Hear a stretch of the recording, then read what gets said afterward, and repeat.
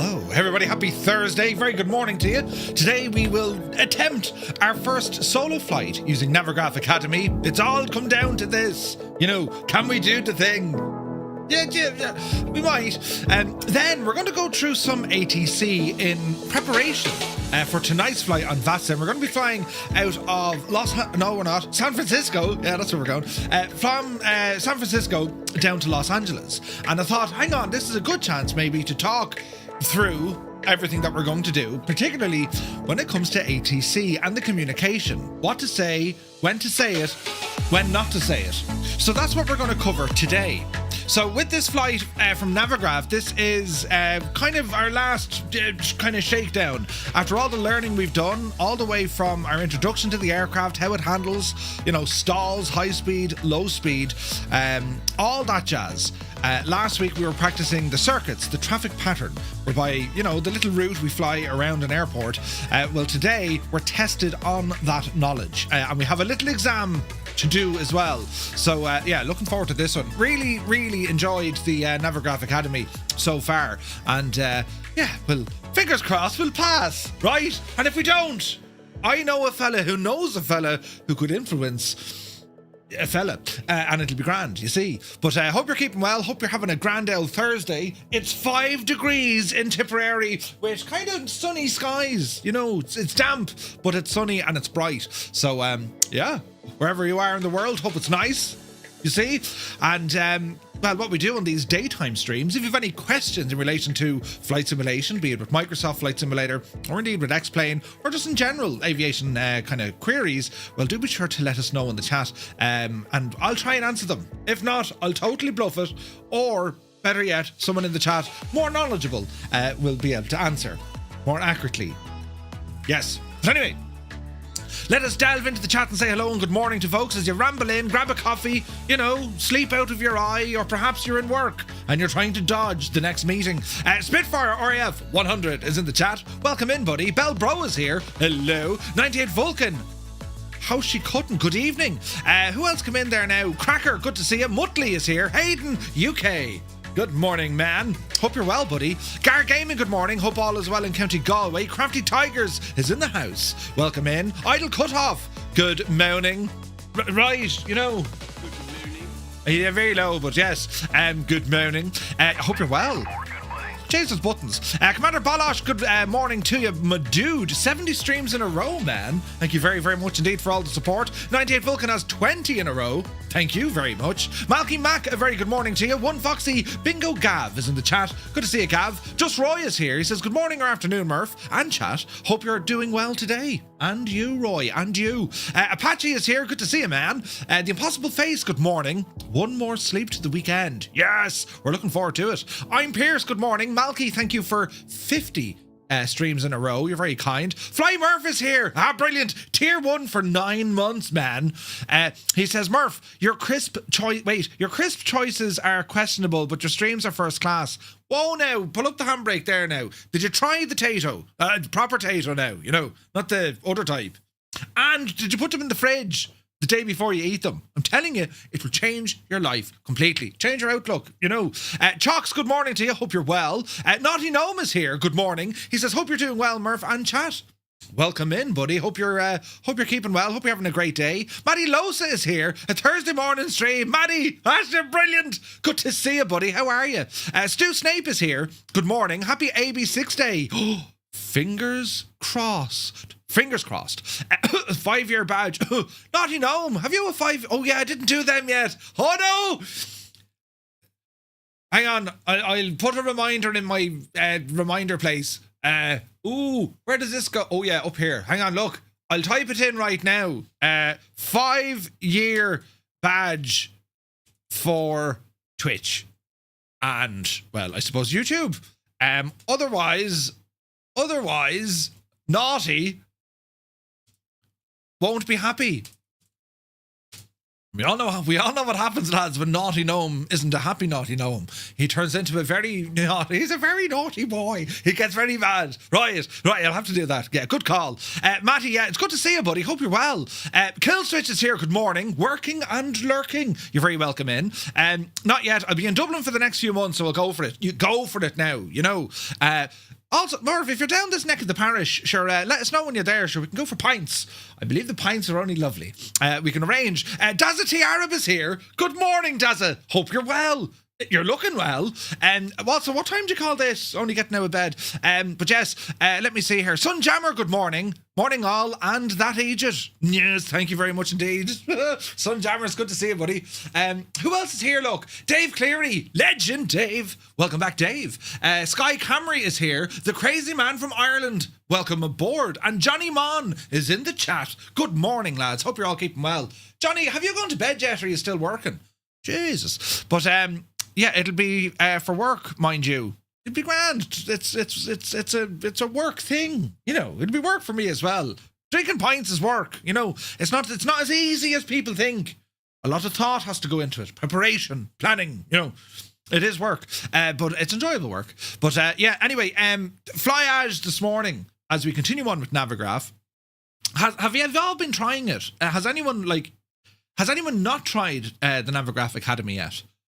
That'd be, you know, it'd be interesting because I'd have to ask why. Do you know, for the virtual PPL, the entirety of that course is free. Access to the second part of the course, which goes into kind of like visual navigation, it's free as well, but they will be using Navigraph charts in order to help out. So again, I don't think it's necessarily a prerequisite, but it would be recommended. Do you know? So yeah, still at work for another 45 minutes. Ooh, Stu Stave says it's on my list. Like, the 5-year badge is on my list. Thanks, Stu. Brilliant. I haven't tried the Academy yet, but it's on your to-do list. Very good. At the moment, I'm not interested. More into scenery design now, says Roy. Ooh, nice. Interesting. Okay, well, the good news is it's free, and it's not going anywhere. Do you know what I mean? So you'll be able to try it in your own time. But we're going to kind of jump straight into it, because we've a bit to cover this morning. As I said, we're going to be doing the check ride for our first solo. And then once we've completed that, we have our exam to do. Hopefully we pass. Then we've completed our virtual PPL. And then we'll have a look at what the rest of the course has available. Then we're going to bring it over to some ATC. And what we're going to do, as I said, for this ATC, I'm going to give a full rundown of what we're flying tonight. So our departure and our arrival. And together, we're going to kind of figure out what we need to say and what should be said to us during each key stage of that flight. All right. The idea being is it's like riding a bike. It kind of is when it comes to ATC.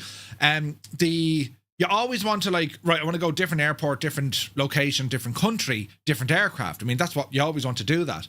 But if you spend a little bit of time with the same aircraft at the same, you know, region, right, the same control zone, that's where it becomes repetitive, but that's where you can kind of just really kind of hone into the repeatability that ATC really has. A lot of it's repeatable, so you kind of learn a lot of it by memory. Do you know? It may not sound like that at the start. It can sound very confusing, and you know, I'm not doing this. But trust me, after enough time, it becomes kind of second nature. The ability to be able to communicate and also receive instruction. You kind of just blend into it, do you know? So we'll see how we go. Briggsy, man down. Oh, jeez, what you do? I got up last night.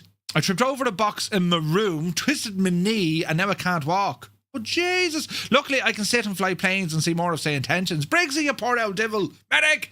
Poor old devil. Let me see now. Epo Warrior, good morning. Hope you're well. Daniel Meyer is here. Welcome in, lads. Hope all is well this morning. So we'll jump into this and we shall see what happens, shall we? So, Danology, good morning, buddy. Hope you're well.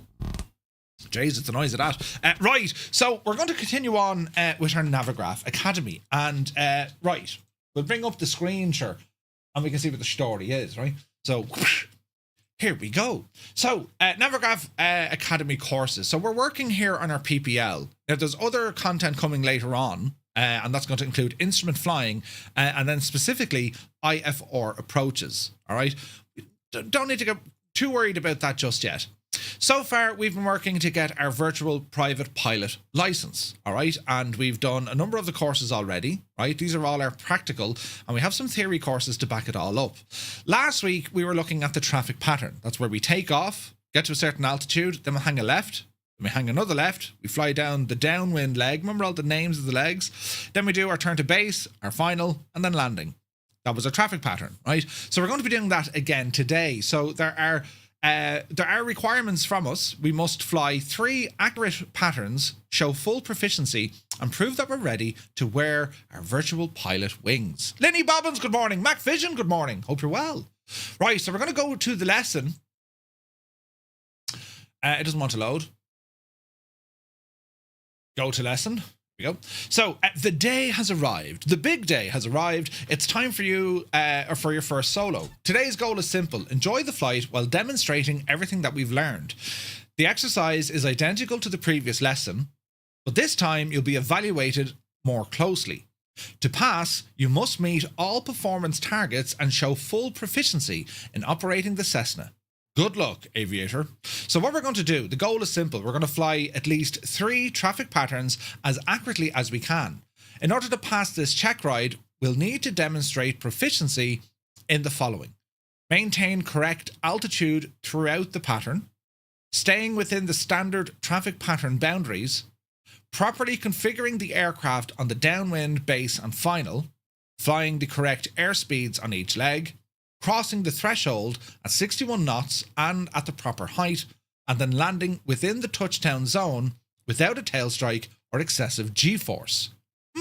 Right? Enjoy the flight while under pressure to perform perfectly. Exactly. That's how it is.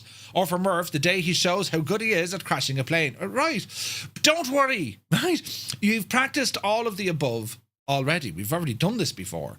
Use the reminder below to rehearse the traffic pattern profile according to the Navigraph Academy SOP, Standard Operating Procedure.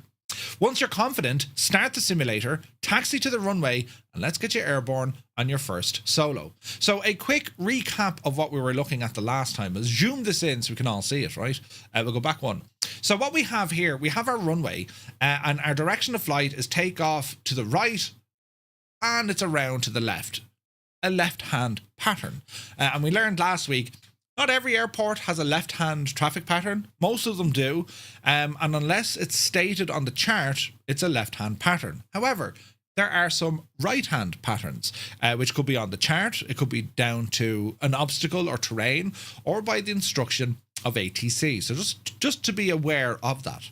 So when we take off, we're going to be climbing up to about 300 feet initially. That's when we do our first kind of checks. We're going to be checking the power, mixture, and engine controls. And if you have flaps deployed, you bring them up.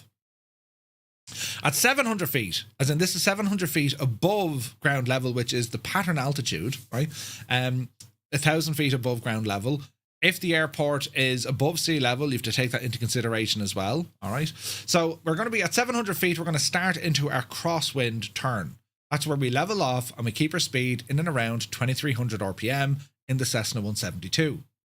Then we're going to be looking to make our downwind turn, which is usually within about 1 mile, 2 miles of the airport. You don't want to go too far out, but you also don't want to be too close to the runway, thus needing it to turn very tight.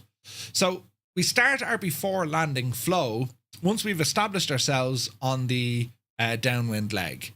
So, for example, there are certain things in the real world. Bumps is one of them. So it'd be brakes, undercarriage, mixture, this kind of stuff, right? As we're heading down, once we're abeam to our touchdown zone, abeam, right, directly across from us, right? We're going to reduce our power to 2,000 RPM. The speed will start dropping off. We'll deploy 10 degrees of flaps. We're going to maintain our altitude and attitude in order to drop the speed down to about 80 knots. Grand. Then, once we get down to 45 degrees of our touchdown zone, which would be over your left shoulder, we're going to reduce our power further to 1,700 RPM and start our turn. Now, when we reduce the power, the aircraft nose will dip down. We can allow this naturally to happen here. As we turn on base, our speed is continuing to drop. We're going to deploy 20 degrees of flaps, and then we're going to be watching for our turn in. If we undershoot, we need to adjust. If we overshoot, we need to adjust. All right. Then once we're on final, we're going to deploy flaps 30. Our speed will drop to about 70 knots and we continue in on the glide slope. We're watching to make sure we have 2 white and 2 red, a descent rate of about 400 feet a minute. Then once we get over the threshold, the piano keys, that's when we're going to make sure that our speed is now continuing to drop. We want to be holding in and around 61 knots on approach, and then we go for a touchdown. On our first run, as soon as we touch down, it's going to be flaps in, power on, and climb. And we're going to do 3 circuits. So when we take off, we'll do 1 touch and go around. We'll do a second touch and go around. We'll do a full stop landing. 2 touch and goes, 1 full stop landing. That is our plan for today. Are we happy so far? Excellent. Captain Kenobi is here. Good morning to you, buddy. Hope you're well. Hello. So this is the same video we get. It's just from Navigraph to say this is what we're going to do. So we're going to, let me see, click that up on YouTube, and we'll open this up here now and have a gawk of it. So bear with, and we have a quick look at the video from Navigraph. This is the day. It's time for your solo flight. This lesson works just like the previous one. You're expected to follow the pattern precisely while making good takeoff and good landings. It's all yours today, and passing this lesson means you've earned your wings. Complete at least 3 landings. After the last one, stop on the runway and quit your lesson. Come back to the Academy web for your results. Fingers crossed for a passing score. Good luck, aviator. Oh yeah, good luck, aviator. We're not aviators yet, but sure, listen, we're trying to, right? So time to prove ourselves on the flight. We'll be evaluated on 3 complete traffic patterns. Perform them with precision and you'll have earned your wings. Bring your A game. Right, so we're going to start on the runway, ready for takeoff. Perform 2 touch and go landings followed by a full stop landing. All right, for how long should we do this? Land and stop the aircraft after the 3rd pattern. We exit the lesson. In order to pass, as before, your takeoff and landings will be evaluated as in previous lessons, with attention paid to speed, heading, flap settings, throttle positions, touchdown position, bank angle, and also your G-force at touchdown. Your flight path within the pattern will also be evaluated. Stay within the pattern area, which means following the proper parallel distance as shown in the video, as well as turning base on the 45-degree offset position from the touchdown area. We're at St. Gallen, Alterheim once again. Our starting position ready for takeoff, runway 10. Time of day is 11:23 UTC. Daylight conditions. We've clear clouds. Sky is clear. Temperature is 22 degrees and the winds are calm. So we're going to bring this over yonder and we're going to go into our lessons here. Sim Guy, good morning. Hope you're well, buddy. So we're going to ramble down to custom content, and here we have our Navigraph Academy stuff, and here we have our first solo. So this is all going to start loading in, and let's see how we go. If we fail it, we do it again. The good thing is Navigraph will show us where we went wrong, so we can learn from it. All right, so we're going to start on the runway ready to rock. We're going to do 2 touch and goes and then 1 full stop landing, and each time we're going to be doing a traffic pattern. Right, so we want to watch for our altitudes, our power settings, flap position, and speeds. All right, so if we're trying to remember all of this, we just need to keep an eye on it. All right, so the lesson is in progress. Let's see what happens. It's all terribly exciting. Let me see here now. If I open the page to show me, I'll just use this on my screen over here, which is basically the pattern. I just want to have a picture of that pattern as we're flying it around, right? So let's see. So 300 feet, 700 feet, 1,000 feet. Then we have our engine settings. Then we have the downwind. Once we're a beam, 2,000 RPM, flaps 10, drop the speed to 80 knots, maintain altitude. 45 degree from our touchdown, we're going to reduce the power further. We're going to start our turn, allow the aircraft to drop a little. On base, once we kind of establish ourselves, we're going to further reduce the flaps, further deploy the flaps down to 20 degrees and reduce our speed to about 75, and then we'll have our final turn in. So let's see what happens, right? Losty is here. Good to see you. Hope all is well. Now, when you do your first solo in the real world, this is similar as well. Like you have to do your 2 touch and goes and a full stop landing, right? And it's for anyone who's done a solo, it's that nerve-wracking moment that you're now on your own in an airplane on your own, right? When it comes to your actual PPL check ride, well, there's a lot more involved. You have to do the cross country, multiple takeoffs, landings. You go through all your steep turns, stalls, all this kind of stuff. But for this course, it's purely our first solo. Can we do the traffic pattern without too much worry? All right. So just let this load up. Hopefully this won't take too long, and then we'll get involved and see what we can do. Looking forward to it. Quick question now, Murph. Do AB9 profiles work as expected on the AB6, or are they different? No, they work. They should work. It is the famous tie cutting experience if passed. Indeed. No, Stu, they should work. You might have to tweak some of the settings because the force feedback or response from the AB9 is going to be a little bit stronger. You know what I mean? Or if they're very low, you might have to bump them up for the AB6 to kind of register them. But in terms of a blanket profile, it should work. I hope. I think. I'm almost certain that's what I've done. But yeah.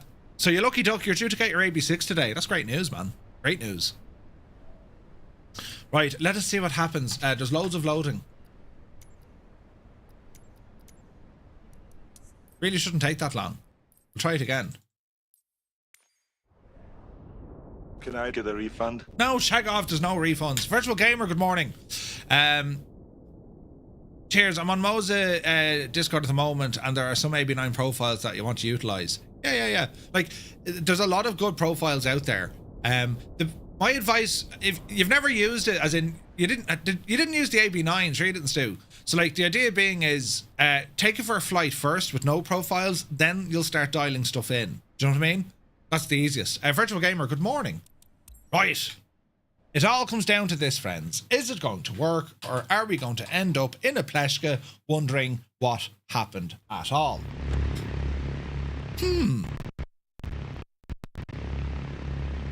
Right. Quick check on aircraft and systems. Wait for our stuff to turn on. Now remember the little helpful things. I'll put my heading indicator to the runway heading. That's just, I can visually have a quick look. That's what we're doing, right? My sheep, good to see you, buddy. Right, are we ready? Let's have a quick look. Parking brake is off. Mixture is fully rich. No flaps deployed.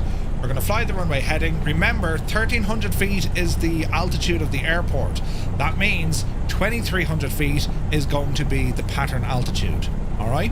So when we get to 1,600 feet, our first check, 1,800 feet is our actual flows, and then we'll start turning. Right, let's see what happens, and sure, look, if it all goes wrong, we'll blame someone else. Power coming in. Alright, take off power set. And airspeed alive. Accelerate till we get to about 55 knots, then we need to pitch to about 74 knots. There's 50, we're getting light, 55, oopsie daisy. We'll pitch up. And we want to keep our pitch to about 74 knots. Sean Game, thank you very much indeed. Cheers, buddy. And we're going to make sure that we're going to be flying the runway heading. That's looking good. How soon can you land? I can't tell. You can tell me, I'm a doctor. No, I mean, I'm just not sure. But can't you take a guess? Well, not for another 2 hours. Alright, there's 200 feet. You can't take a guess for another 2 hours? Looking good. Time is good. Right, 1,800 feet.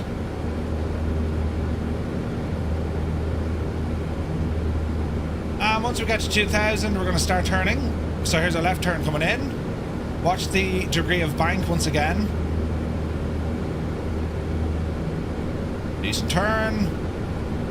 Roll it across. Altitude looking good. There is our altitude. Watch our rate of climb.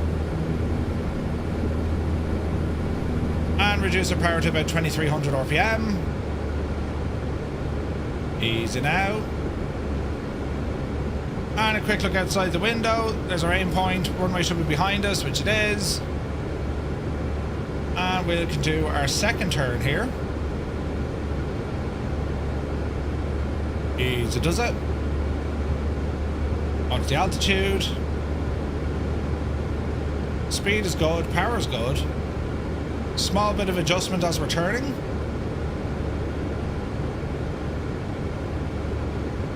This looks good to me. Let's roll out. And now we start preparing on the downwind. So remember, a little bit of trim, just take the pressure off our controls. Glance out, there's a runway. Try and control our altitude. We want to keep it at 2,200 feet. Speed is looking okay. RPM is looking bang on. We're fairly good here. And now once we're at beam, we're going to lower down to 2,000 and we're going to deploy 10 degrees of flaps. So that's roughly here. So we're going to say 2,000 RPM. Try and keep the attitude. Here's our flaps coming out, 10 degrees. Hold the pitch. We want to maintain 2,200 feet. And our speed is going to drop down to 80 knots. Then we're going to wait for the runway to be 45 degrees off our shoulder. Bit of power here just to maintain 80 knots. 2,000. And we'll start our turn in roughly here. So we're going to reduce now further, 1,700 RPM. And let's start our turn in. And we can naturally allow the aircraft to drop the nose a little bit. Easy now. You can fly a glider at 13, yes. Added weight blocks to your aircraft when you did your solo. No way. Okay, so let's roll out. Watch the power. We're going to let the speed drop down to about 75. And we'll go for a second notch of flaps. And we'll start aiming in for our touchdown. So with the flaps coming in, the nose is going to want to rise. We'll start our turn in. Watch the speed. As we're descending here now, 30 degrees, no more. That's a small bit of an overshoot. And we're slightly high, so we'll correct all of this. There we go. There's a correction. Let the speed drop down again. At 70 knots, we're going to deploy our third notch of flaps. Here it is. Third notch of flaps coming in. Watch our altitude. We're going to watch our speed as well. We're saying 61 over the threshold. We're coming on to the glide. Watch our speed. Easy. I can see my touchdown zone. Easy now. 61. Get up there, you devil. Dreamy, sleepy, nighty, snoozy, snooze. The timing. Right, so we're going to attempt our first touch and go. So we're going to plant it nice and easy. It was a little bit far. Little bit of a bang. Flaps coming in. Full power applied. Quick check. Flaps are coming up. And accelerate back up to 55. And we'll take off once again. Airborne. Not the tidiest, but we'll take it. We're going to pitch to 74. Fly runway heading. Alright. Double check the runway is indeed behind us. And at 1,600 feet, power is good, mixture's good, and temperatures are good. Watch your speed. 74 is what we want to climb. Easy now.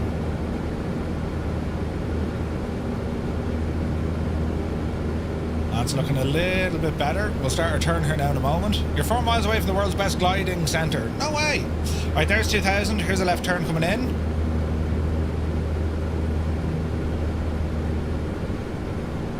Ooh, mind the bank angle. I reckon I was a little bit low on that first run. It's 13 I need to get to, not 22. We could have failed this. Anyway, let's not worry about that for the moment. Let's roll out. There's 2,300. And we'll roll out and we'll drop our power back. 2,300 on the RPM. Watch our rate of climb, we're too high. Easy. Let that altitude drop off a bit and we'll start our turn. Okay, start our left turn.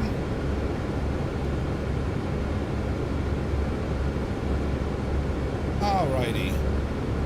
So 23 is where we want to keep this at. So I think it was too low. I was too low on my first pass. All right, let's roll out. Still at 2,300 feet. Looking here left is the airport. Be interesting if I pass this. I just got our trim set now. We're saying about 2,300 on the RPM for cruise speed. We're looking all right. And then once we're abeam, we're going to drop our power back.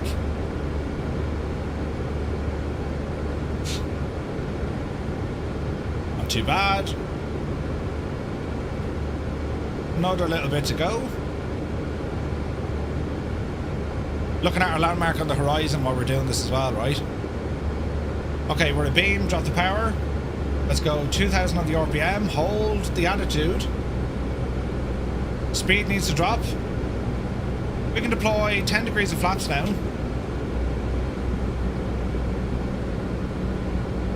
And we want to keep that speed at 80 knots. Once we get to a 45-degree angle, we'll reduce the power even further and we'll turn base.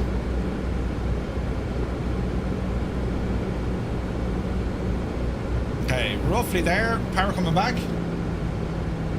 We're saying 1,700. Watch our speed. And we can naturally start turning this. Left turn coming in. Speed should be in around about 75 knots. And then we'll deploy more flaps.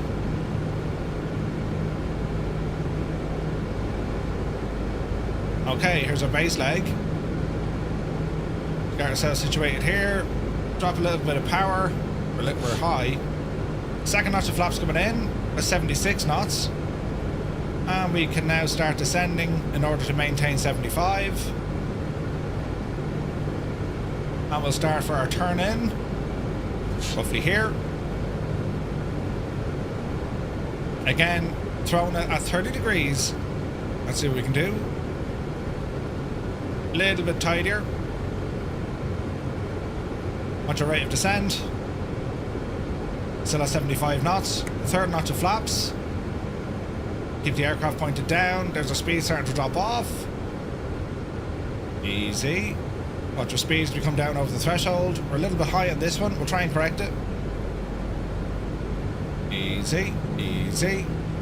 Alright, we're getting back onto the glide. 61 knots over the threshold. And we'll take this one in for another touch and go. Watch the speed. Okay, power to idle. Hold the nose. Watch the flare. That's a little bit heavy. We may go for it. Flaps in. Power full. Jesus, we felt every bit of that. Quick look out. Flaps are going up. 55 knots. Oopsie daisy. And on this one, it's going to be a full stop. So, pitch to 74. Jesus, I tell you, it's a lot easier said than done, isn't it? Hey, Dougal is here. Good morning. Hope you're well, buddy. Yeah, that was a bit of a bosh now. Again, as you're training as a pilot, it's not about butter. Forget butter. Accuracy is more important, yeah? Alright, what's your climb rate? 74 is what we want. We have happy accidents. Happy little accidents. B. Carlo, good morning. Alright, so you want to pitch for about 74. Speed management hasn't been great here, and our altitude management on the first leg was all wrong. 300 feet we're checking off to make sure that prop or power and mixture is good. Left turn coming in. Also our T's and P's are where they need to be. Continue to climb up to 2,300. Watch the rate of turn.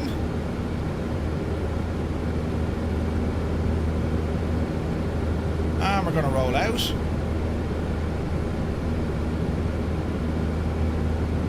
So we're looking for 2,300 feet, which is there. Ease off the power a little bit. Get ourselves a little bit tidied up. Left. We'll be turning left here now in a moment. Watch our altitude. And let's start our left-hand turn. So 2,300 feet. Power set is good. We don't want to be climbing. And it's another left-hand turn. Easy now. Be interested to see the feedback on this for sure. Small bit of rudder correction just to help us off with that slip. Watch our rate of climb. Okay, there's the point on the horizon. Straighten up. And our runway should be up here on the left, which it is. We're a little bit further out on this one. Just under 2300 RPM. Easy now. Bit of trim here just to take a bit of pressure off us. Alright, so we're looking for the beam to our touchdown, which is roughly there. Reduce the power now, 2000 RPM. Speed is starting to drop. Hold the nose up, and we'll go for the first notch of flaps. Alrighty. What's our altitude? Speed is starting to drop. We're going to go down to about 80 knots. And then once we're 45-degree angle, we'll drop the power down to 1700. There's our 80 knots. So we are 1700 on the RPM, and let's start our turn. It's Alterine in Switzerland is the airport. 75. Easy now, watch the rate of descent. We want to be down at about 75 knots. We're going to deploy a second notch of flaps. Flaps 20. Keep an eye on the airport. There it should be. And this one's going to be a full stop landing. So watch our speed. We can descend a little bit now to help us because we are high. So we're saying about 70 knots. Or 75 knots, give or take. And then we'll turn in on final. 30-degree turn. Right or over there.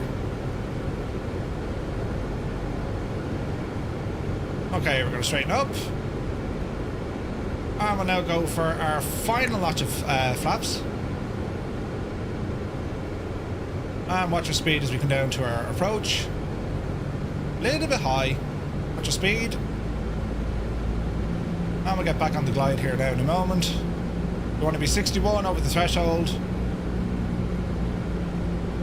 Flaps are set. There's our touchdown zone. About 61 over the threshold. And we're going to watch the flare. Try not to float. There's a touch. Gentle on the nose. And a small bit of manual braking. And we'll do a full stop on the runway. It'd be interesting to see how they score us on that. I mean, that was our full traffic pattern, right? So let's see what happens. Okay, there is a full stop. We'll now end the flight. And let's see what Navigraph has to say about that. All right. So, this could be good or very good. Lesson in progress. Let's see what happens, right? I know the first lap altitude was 100 feet below, so I don't know what they're going to allow for that. Also, my speed management on the first lap wasn't great. The second lap was a little bit better, again struggling with the speed, and the landing was quite rough. The third lap, altitude seemed okay, but once again struggling with the speed. Stu Snape, great news, great news. So when you're done with the lesson, end the flight and come back here. So we're just going to wait for Navigraph to detect all of this. P.S. Miranda, good morning. Hope you're well, buddy. Hello there. I did a thing of pressing buttons with GG Machines. Oh, good man yourself, Crotty. Were you talking to Rob? Hopefully now, have a chat with them on the telephone and tell them what the crack is. Do you know what I mean?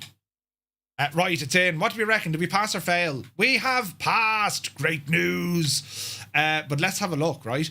So we have our takeoffs. Lap 1, perfect. Lap 2, perfect. Lap 3, perfect. Excellent. No problems with the takeoff. Where did we struggle? Upwind for lap 1 was good. For lap 2 was good. And lap 3, good. They're all perfect. The downwind lap for the first leg was perfect. Second, perfect. And the third one, perfect. That's all grand. Our base turn. This is where we struggled. Our base turn for lap 1, 75%. We're within 400 meters. Okay. Our base turn on lap 2, we barely passed that one. We probably turned way too late, which we're out here, look. So we got that by the skin of our teeth. And then base leg on lap 3, same crack again. Right? So I was turning far too late. So that's something we need to keep an eye of it, right? Distance, we're 400 meters beyond where we should have turned. All right. So there, the energy management. So short final was perfect. Threshold was perfect. On lap 2, good again. On lap 3. So our energy management was actually good. Our landings, our first landing was satisfactory. Fair enough. Landing 2 and landing 3s were good. All right. So now we have an exam. We have an exam now, right? So we've done our circuits and we've passed. That's the main thing, we've passed. So it's time now to take a full exam. So this is an introduction on how to get Navigraph Academy, or how Navigraph Academy works. Get started with Navigraph Academy. So what's this? So we need to do our exams here. So we have you're ready for your exam. 0 to solo exam, right? Yeah, the feedback is really good, Noddy. It's very, very good. So we have 20 questions, time limit of 60, and we need 75% or more in order to pass. Right. There's a lot. Jesus. Right. Okay. What happens when we move the yoke to the left? Okay. So what happens when we turn the yoke to the left? The right elevator goes up and the left elevator goes down. The right aileron goes up and the left goes down. The left aileron goes up and the right goes down. And the left elevator goes up and right elevator goes down. When we know when we move the yoke left or right, that's not the elevator. Up and down or forward and back, that's your elevator. So your ailerons, yeah? So when you turn, what happens? Try and picture how the aircraft itself turns. Is it the case that the left aileron will go down, the right will go up? Think about it. Or is it that the left aileron goes up and the right aileron goes down? Make sure you're in a calm, undisturbed location, right? That'll work, right? So what do you think? As we're turning, the direction of which the ailerons move, yeah? So that's what you're trying to figure out. So if you're turning, for example, to the right, if we're turning right, the wing on the right needs to drop. So think of the aileron as a deflection. How is that going to move? Yeah? Left aileron goes up and right goes down.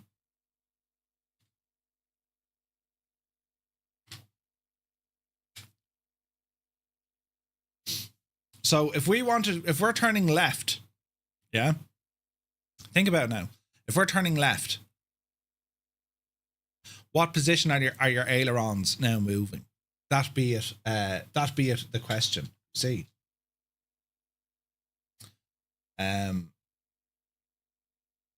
That was covered in part 1.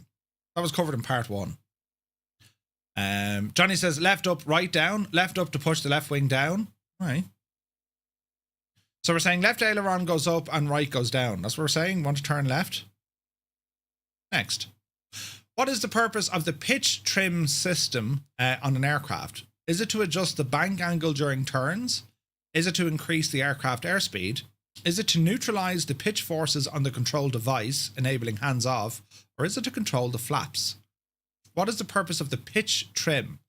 It's to neutralize the pitch forces, i.e. take the force out of the control and hold it and neutralize it.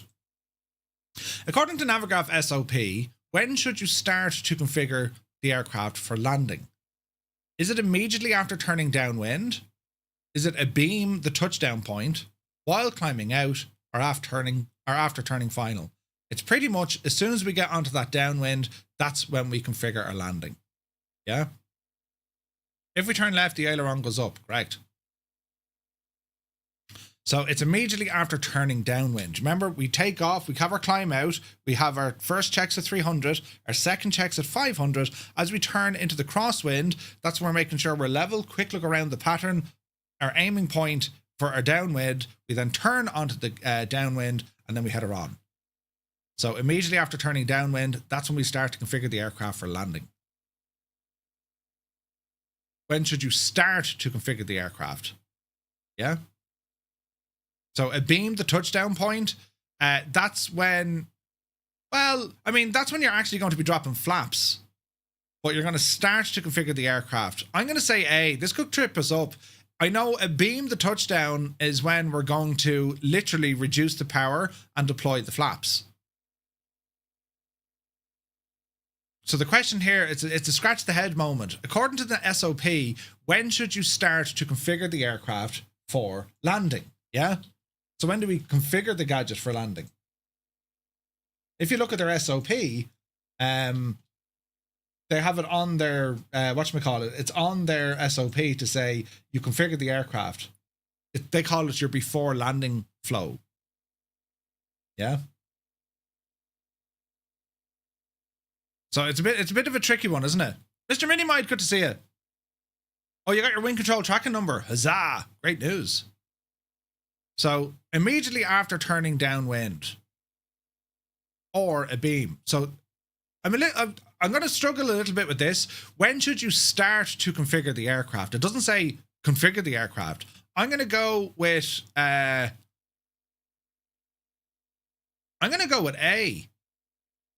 And let's see what happens. If we get it wrong, well, then we know it's definitely B. But I reckon it's A. At least following their SOP, because that's when they tell us, you know, we're preparing to go through the landing. You know what I mean? Or you're going through your before landing flows. So when should you start to configure the aircraft for landing? Technically, you're configuring the aircraft at beam to touchdown because you're reducing your power and you drop your flaps. I'm going to go with B, and if we're wrong, let's see what happens. Monty is here, good to see it. What is the proper stall recovery sequence from an incipient stall? Remember these. What is the proper stall recovery from an incipient? Full power, nose up, then level the wings. Reduce the angle of attack, apply power, level wings, and stabilize the climb. Add full flaps, pull the nose up and reduce power. Retract the flaps, and then push the nose down. What is the proper stall recovery? Well, it's not the bottom two. Power full, pull up the nose, and then level the wings. Not for a stall. Reduce the angle of attack, apply power, level the wings, and stabilize the climb. It's got to be B, right? 8 Barley thinks it's A. Yeah, I'm struggling with that. A beam to touchdown point, that's when you actually configure the aircraft. That's when you reduce the power and you deploy flaps. You know what I mean? We're going to go with B. What causes an airplane to turn? What causes an airplane to turn? The camber of the wing, high pressure acting on the wing, low pressure acting on the wing, or the horizontal component of lift? What causes the airplane to turn?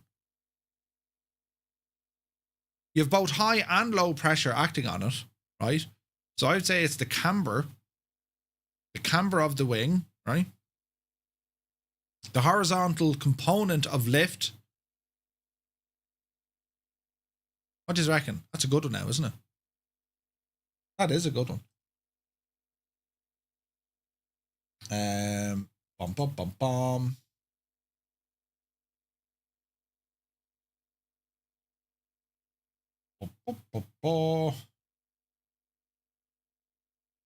It's that other question that's completely shown me off or thrown me off.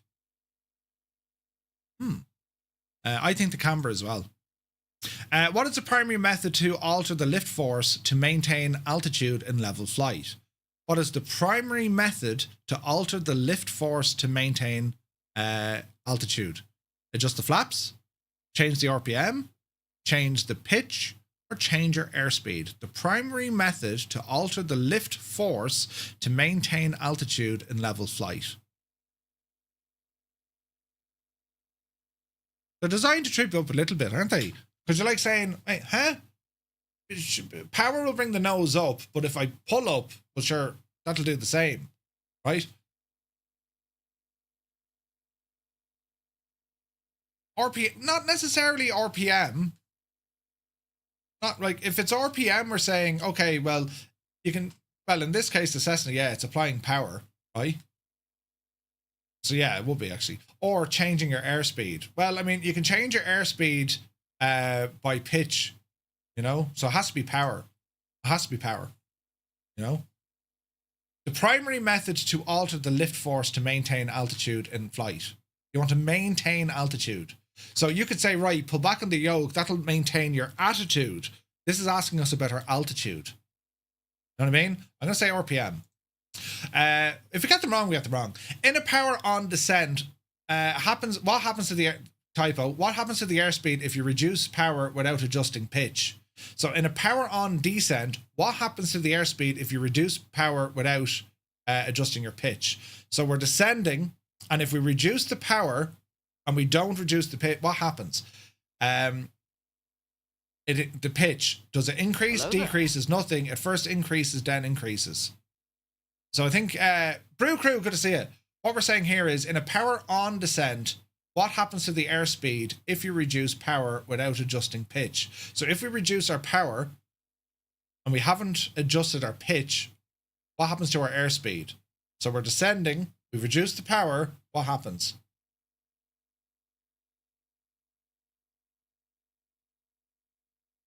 In a power on descent, what happens to your airspeed if you reduce the power without adjusting your pitch? So what will happen is, right, if you're in a descent with power and you pull the power, tendency the nose will drop a little bit further, right? So it's asking you what your airspeed is going to do. If you're in a power on and you just pull back, it first increases, then increases, it decreases.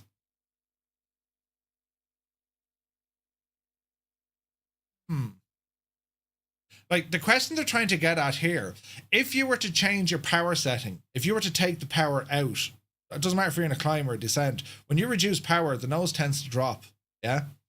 So it's asking us here is, on a power on descent, what happens to the airspeed if we reduce our power?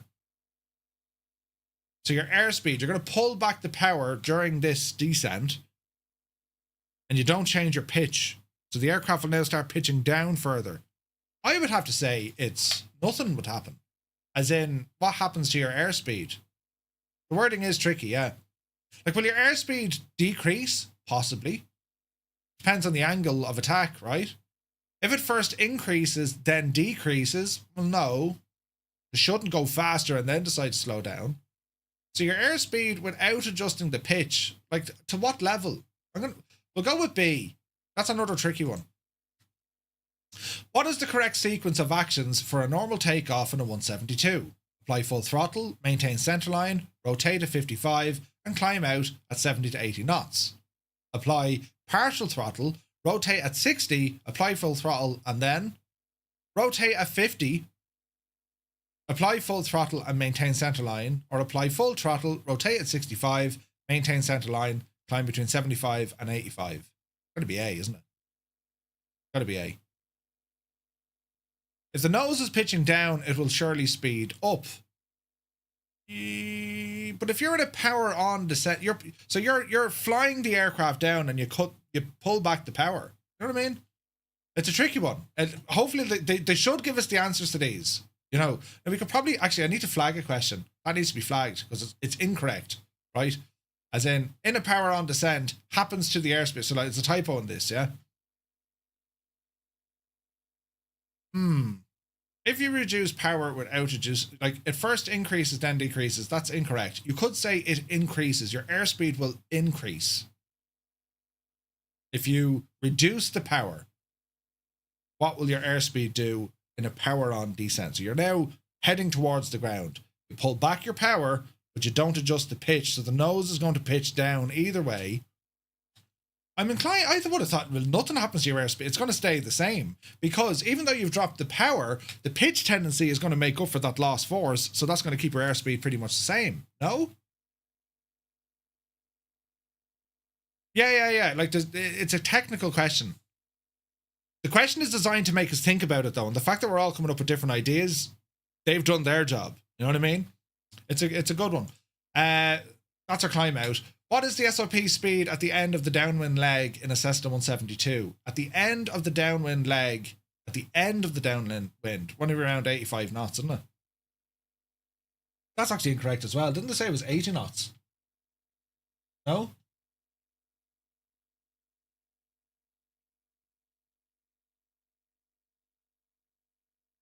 At the end of the downwind leg, because we're going to get down to 75 knots. I'm going to say 85, but that's incorrect as well. Jesus, the questions, there's a bit of a moving on. What power setting is typically used on downwind when configuring a landing. What power setting is used on downwind? It's around 2300 RPM. All right. If airspeed is too low during a power off descent, what correction is needed? So your airspeed is now too low during a power off descent. What do we do? Do we reduce the pitch, as in lower the nose? Do we add power? Do we retract the flaps, or do we apply the rudder? The answer, we add power. If the airspeed is too low, add power, right?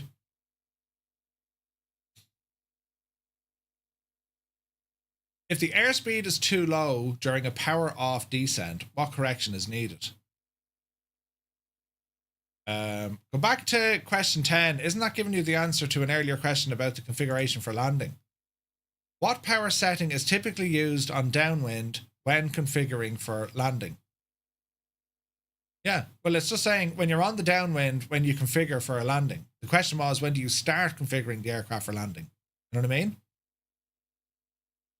If airspeed is too low during a power off descent, what correction?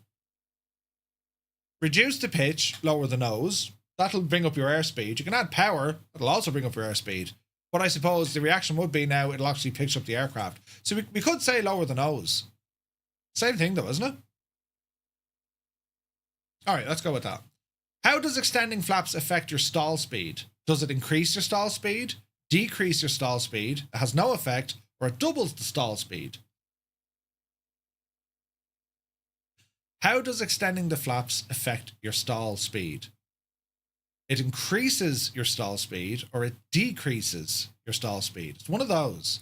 So what we're saying is it lowers it, meaning that instead of stalling at 50 knots, you can actually stall at 40 odd knots. So it decreases the stalling speed of the aircraft. Let's go with that. What is the correct aiming point on final approach? Is it the far end of the runway, the touchdown zone markings, a point just prior to the touchdown zone markings, or any point before the runway? It's a point just before the touchdown zone markings. That's our aiming point. That's where we go for. Yeah. In a coordinated turn, which two controls must be balanced? A coordinated turn. Ailerons and rudder, elevator and flaps, throttle and mixture, or trim and elevator. Remember, a coordinated turn, when we turn left, the aircraft has a tendency to yaw, so we need to correct that by putting in left rudder. If we're turning right, the yaw will happen also, so we need to put in right rudder. So our ailerons and our rudder to be coordinated. We've 20 questions, we're nearly there. The correct power setting in a climb is what? The correct power setting in a climb is what? 2300, 2500, full power, or idle? The power setting, it's full power. The answer is full power. In a climb, full power. Yeah, that's what we go for. 2500, maybe. I mean, that's pretty much up there, right? You could do 2510, 2490. Afterburner. Yeah, we want afterburner. What happens if you flare too late? Murphy gets a bash, right? Smooth touchdown, hard nose wheel first landing, reduced landing distance, or improved crosswind.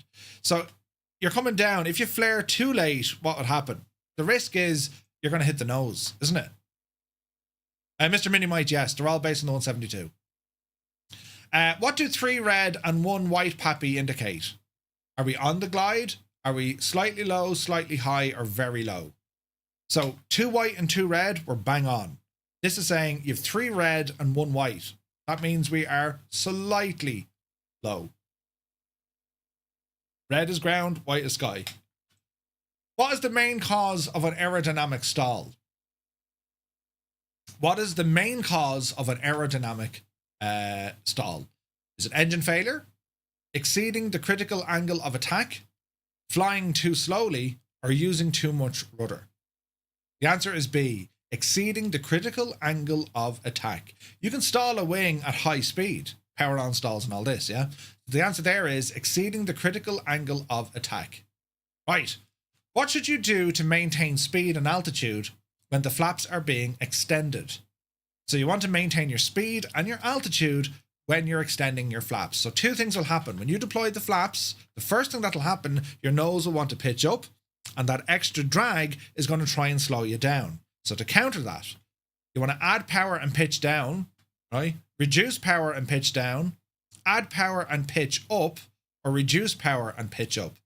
So when you deploy flaps, the nose is coming up and the drag. So you're going to add power and pitch it back down. The answer is B. Why is right rudder typically required during takeoff in a Cessna 172? So when we're taking off, why do we throw in a small bit of right rudder? Do we do it to correct for crosswind? Is it to counter the slipstream effect? Is it to keep the wings level? Or is it to counter adverse yaw? That's another tricky one. Why is the right rudder typically required? Because the slipstream effect, that's technically what it is. From the propeller spinning, coming down the side of the fuselage, that creates, downward motion on the right elevator, causing a yaw effect, right? Now, you could say it's to counter adverse yaw. To counter the slipstream effect or to counter adverse yaw? That's a good question. Eamon, good morning. So you're saying it's to counter yaw, but what about the slipstream effect? What are your thoughts on that? So the slipstream effect is caused by the air coming off the propeller down the side of the airplane, causing the P factor, torque, that neck of the woods. We're in that sort of territory now, right? So we're saying, well, hang on, what causes the airplane to veer right or left, or that yawing motion? Yeah. It's called a spiraling slipstream, technically. Correct and right. Outer marker. Good to see you, buddy. And it is the correct answer. I would say slipstream.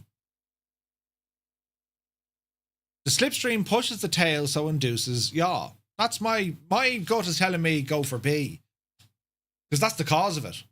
So it's asking us, why is the right rudder typically required during takeoff?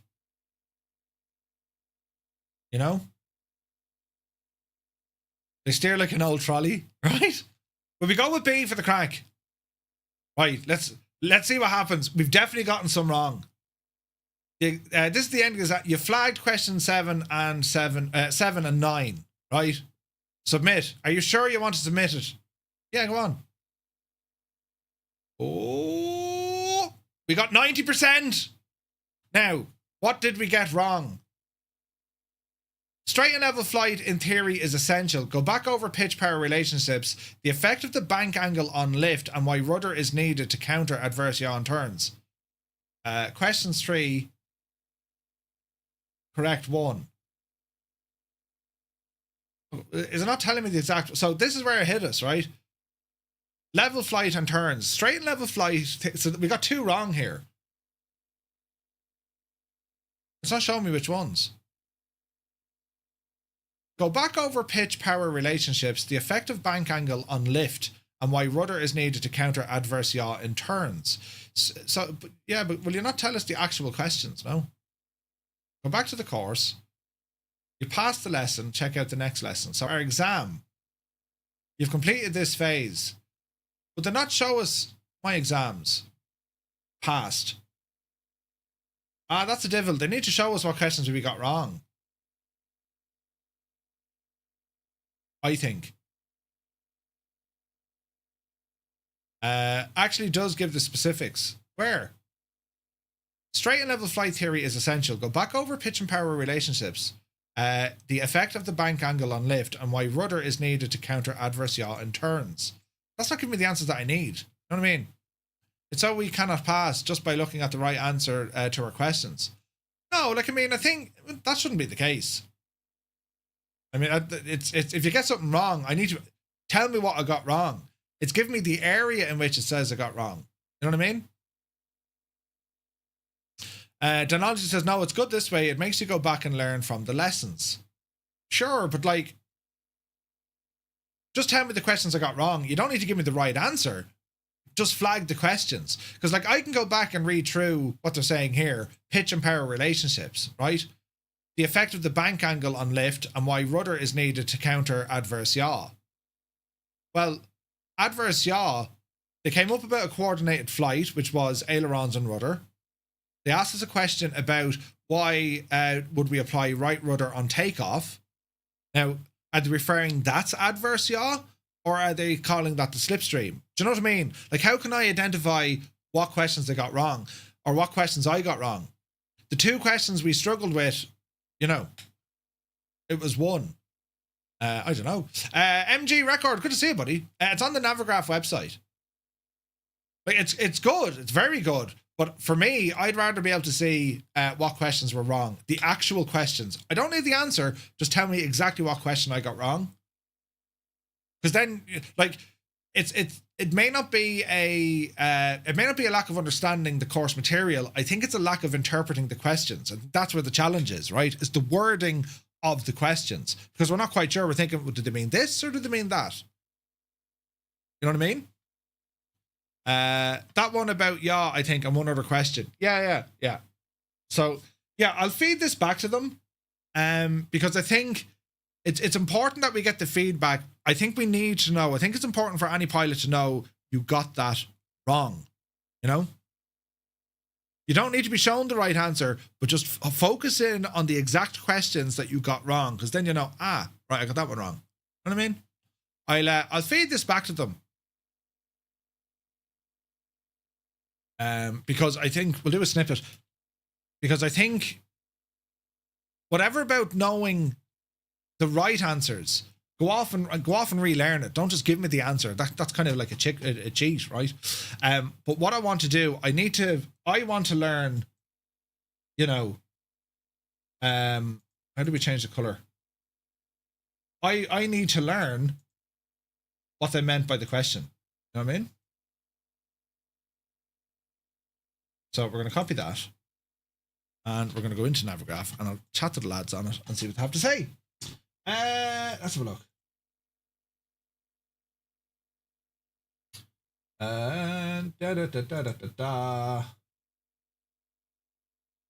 Now, where is this? Navigraph Academy.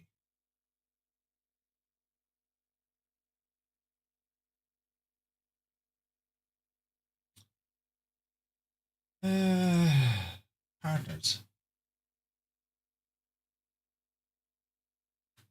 Right, hang on, let me post this to them.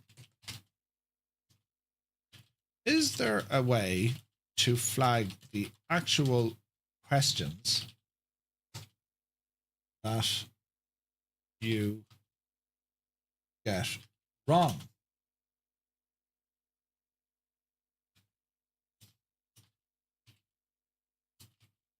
Might be difficult to interpret the question rather than providing the correct. It might be difficult to interpret the question. So if you could flag what was wrong, no need to show the answer, but flag the question. That would allow folks to understand their need to relearn, revise, or a different, allow folks to understand.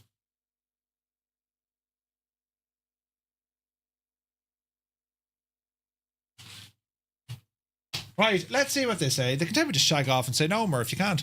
In the private pilot written US, they don't give you the questions you got wrong, but the section in the pieces it comes from. Yeah. I don't know. We don't know which questions were actually about level flight and turns. Well, we kind of do. I mean, they're in there, right? Like, I don't know, is it going to be the next round of questions or the next batch of questions, right? We definitely got 2 wrong, and we definitely struggled with at least 2. There was at least 2 questions in that that we struggled with. So let's see what happens. But anyway, the good news is it's all passed, done and dusted. Well done, be Janie then, aren't we only brilliant? Fantastic stuff. So we've passed it. Now we can go back and do it again. All our flights are done. You can see where some failed, some passed. Right? I like this. This is a great setup. And now the course next week we'll go into the second part of it, which is part 2, visual navigation. There's quite a bit with this. There's quite a bit when it comes to this. So local navigation, cross country, and then solo cross country navigation, and then celebrate your training with a solo flight to Zurich. Right. So if we were to look at this one, ground operations, have a quick look. It goes through a lot of stuff here. Checklists, all the jazz, ground operations, a video, holding points, and then we can go off and do the flight. What does the flight look like? What should I do? Start in the apron, fully shut down, start the aircraft, taxi, perform the engine run up, take off, do a traffic pattern, land, taxi back. So you can kind of see where it definitely starts picking up now into further lessons. You're really honing in on your skills. It's very, very good, lads. It's excellent. It is excellent, do you know? But no, good stuff there. I'll see what Navigraph come back to me on that. I'd just like to know the questions I got wrong. I can go back and look over it, and then when you look at the questions a second time, you'll be like, yeah, that's really no issue. You know what I mean? But anyway, we shall move on. And what we're going to do now, we're going to have a look at our flight for today.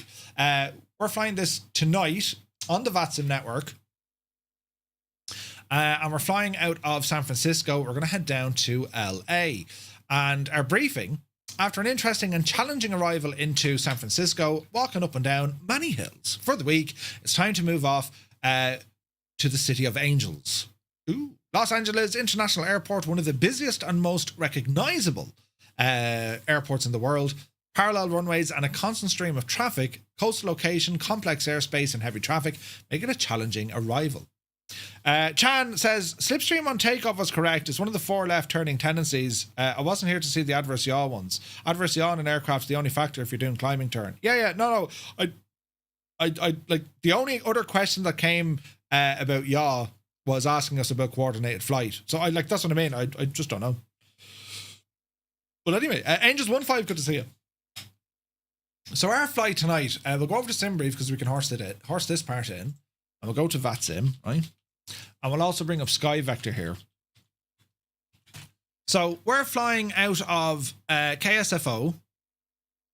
So KSFO, and we're going down to KLAX. So this is where we're flying this evening, out of San Francisco down to Los Angeles. It's just shy of 300 nautical miles, but depending on what our SimBrief flight plan will give us, it's going to be this. Horse us into Sky Vector as well. And that's our IF4 flight. That's what it's going to do, right? So the Stick 5 departure and the Ironman 2 arrival. Hollywood, of course. So that's going to be a total distance of 322 nautical miles, right? And looking at this, we'll have a quick look at VentuSky and get the weather. Let's have a look. Okay, so San Fran down to LA. So the temperature right now, it's kind of nighttime, so let's go to this evening. San Francisco weather is going to be somewhere between 14 and 17 degrees, and Los Angeles is going to be into the mid-20s. So it's going to be nice, right? It's going to be nice.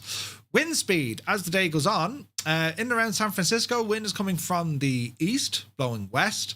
And once we get down to Los Angeles, it comes down from kind of the north. It's all over the shop, to be honest.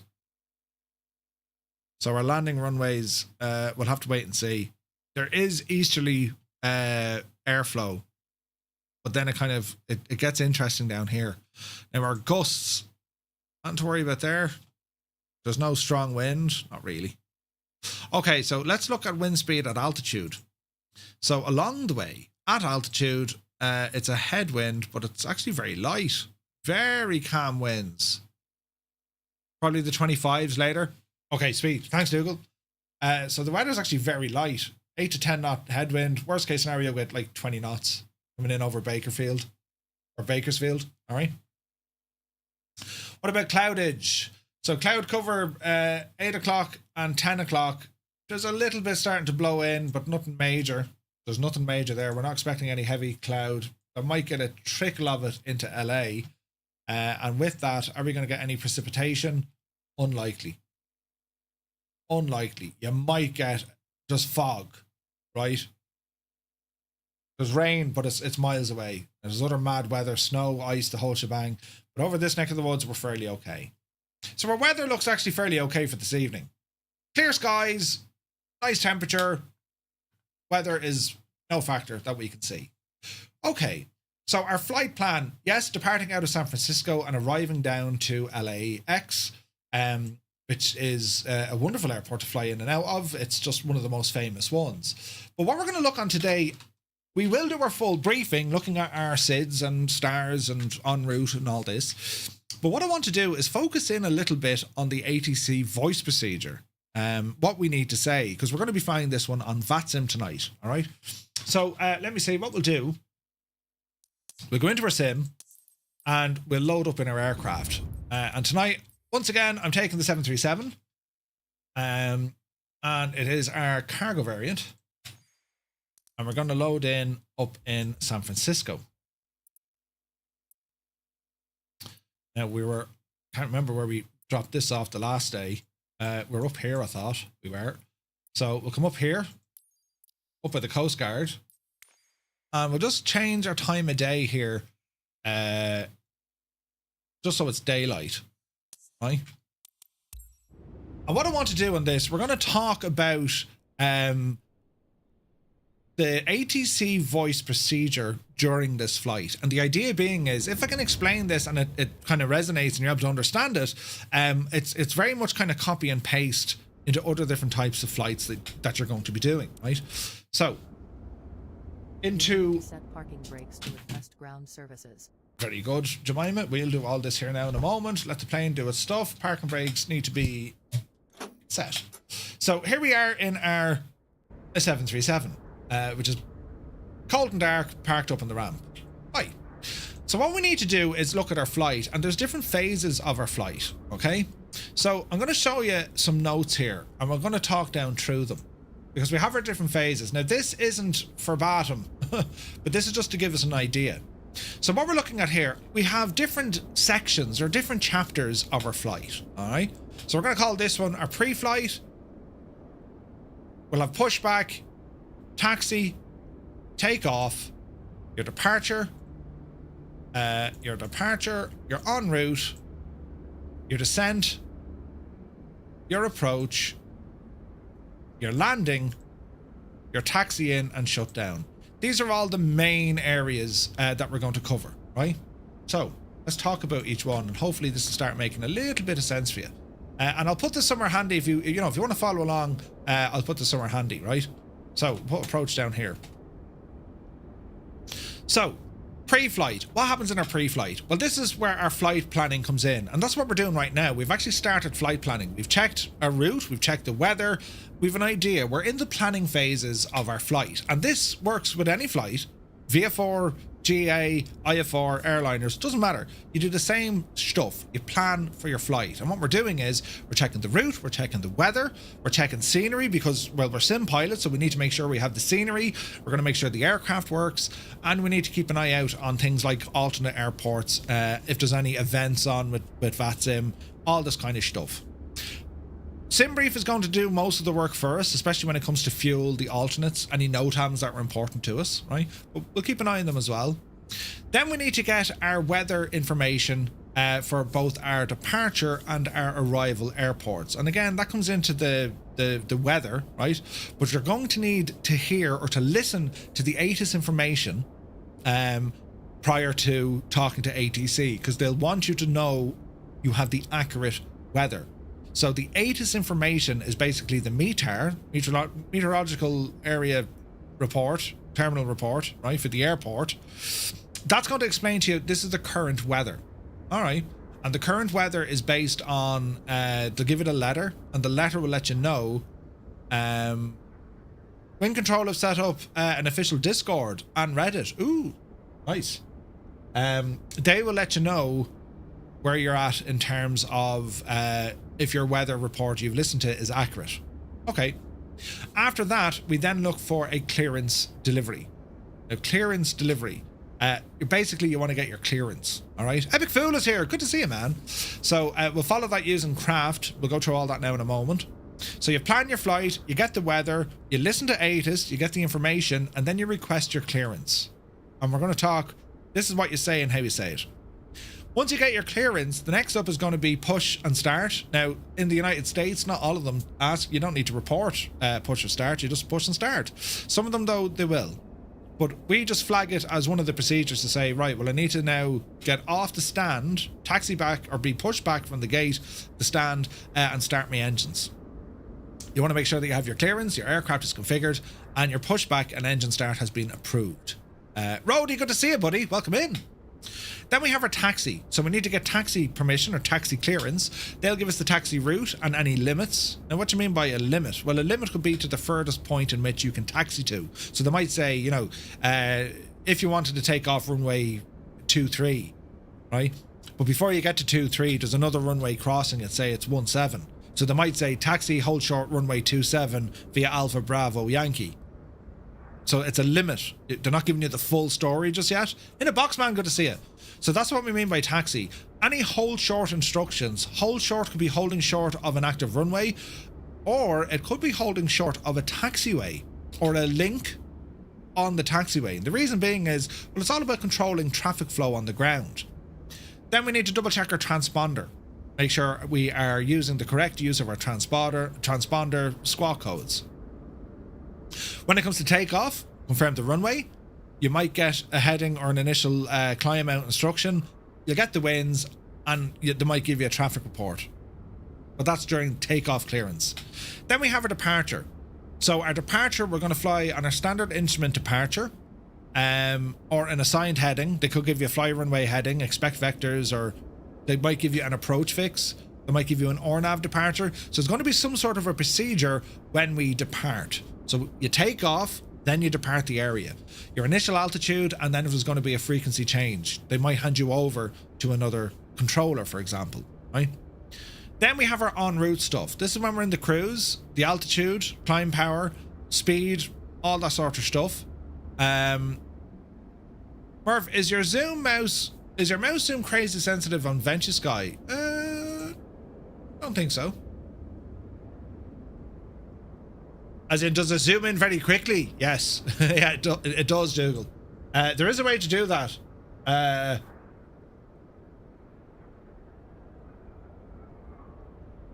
Motion speed.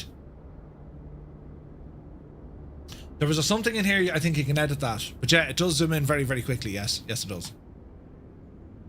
So our en route speed, position reports as required, and this should be the chance then during the flight that we can kind of go back over our takeoff or departure, and then we start looking ahead to our arrival. So once we start descending, we want to be picking up the destination ATIS, we want to get your descent clearance, and then you want to be briefing the STAR, your standard arrival, instrument arrival. When it comes to your approach, you're going to get the approach clearance. You need to be cleared for your approach. Your initial approach fix needs to be identified. Navigation course set, and then you want to go over your missed approach briefing. Okay. Then we have our landing. The approach type is a visual, ILS, RNAV, VOR, DME, right?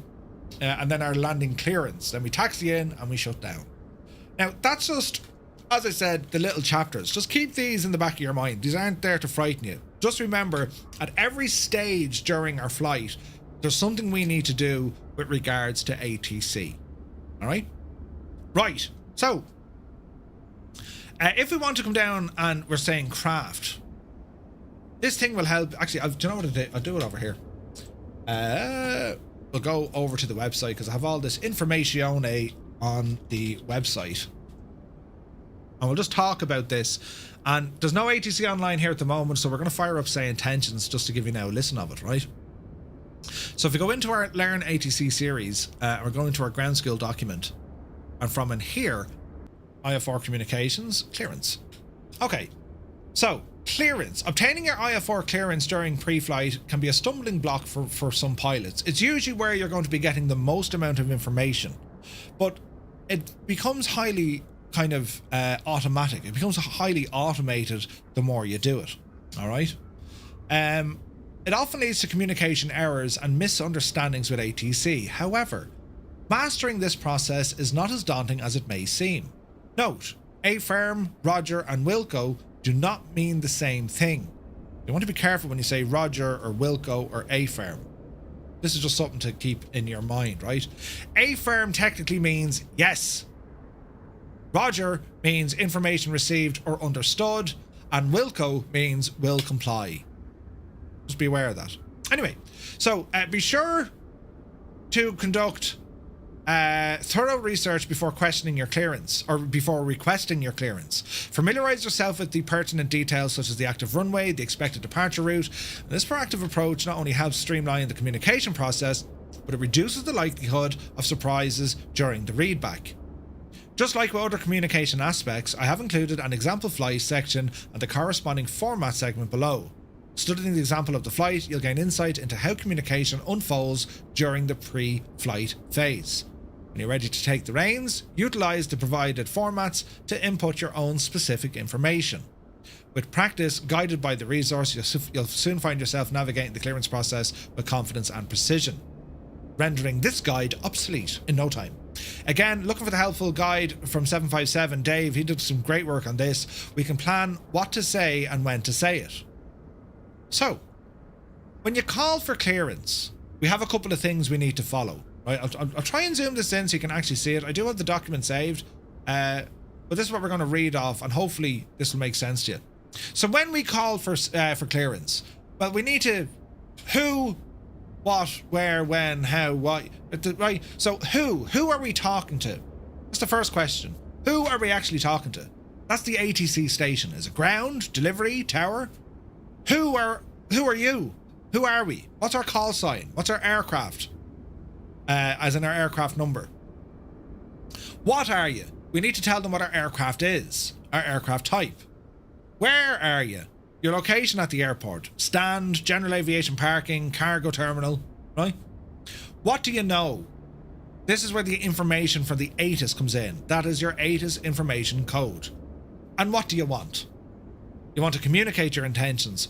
You want an IFR clearance. So we fill in the blanks. So see what the blanks are?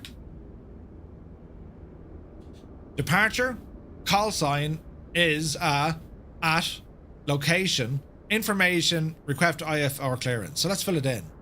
So let's say San Francisco delivery, November 23 or Firefly Air 235 is a Boeing 737 at the cargo Boeing 737 at airport name. If you're talking to the same airport, they know who you are. If you're talking to a center controller who might be over many airports, you would put in the airport name, and we have it down here. We might have to include the airport name depending on what ATC station is active. So typically it's going to be San Francisco delivery, Firefly 235 is a 737 at the cargo ramp, information Delta, request IFR clearance to Los Angeles. Make sense? We're filling in the blanks. All right. For the purpose of this lesson, we'll be on the ground at Shannon. Always check to see what controller is active. So this course went through the actual flights, right?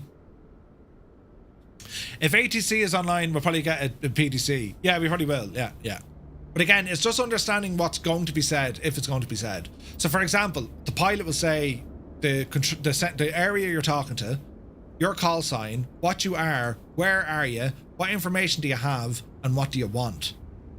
ATC will reply, they'll address who you are, identify who they are, then they're going to give you your clearance. And the clearance has changed depending on the country in which you're flying in. In the United States, IFR clearance is slightly different. So come on down here to where it has the FAA stuff.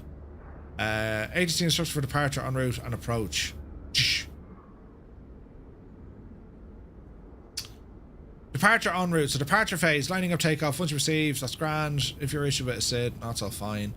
Where is this now? Clearance and delivery taxi. Check the ATIS, call for clearance, and then you make this call. You receive your IFR request under a craft structure. Okay? Remember craft. So if we were to talk about craft, that's what I was typing in here, right? So C or AFT. That's craft, right? C is your clearance. Alright?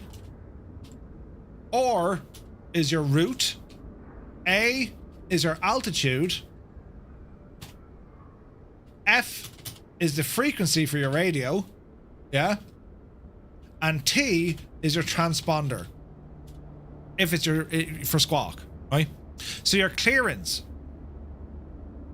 November or Firefly 235 cleared to Los Angeles via, then you're going to get the route.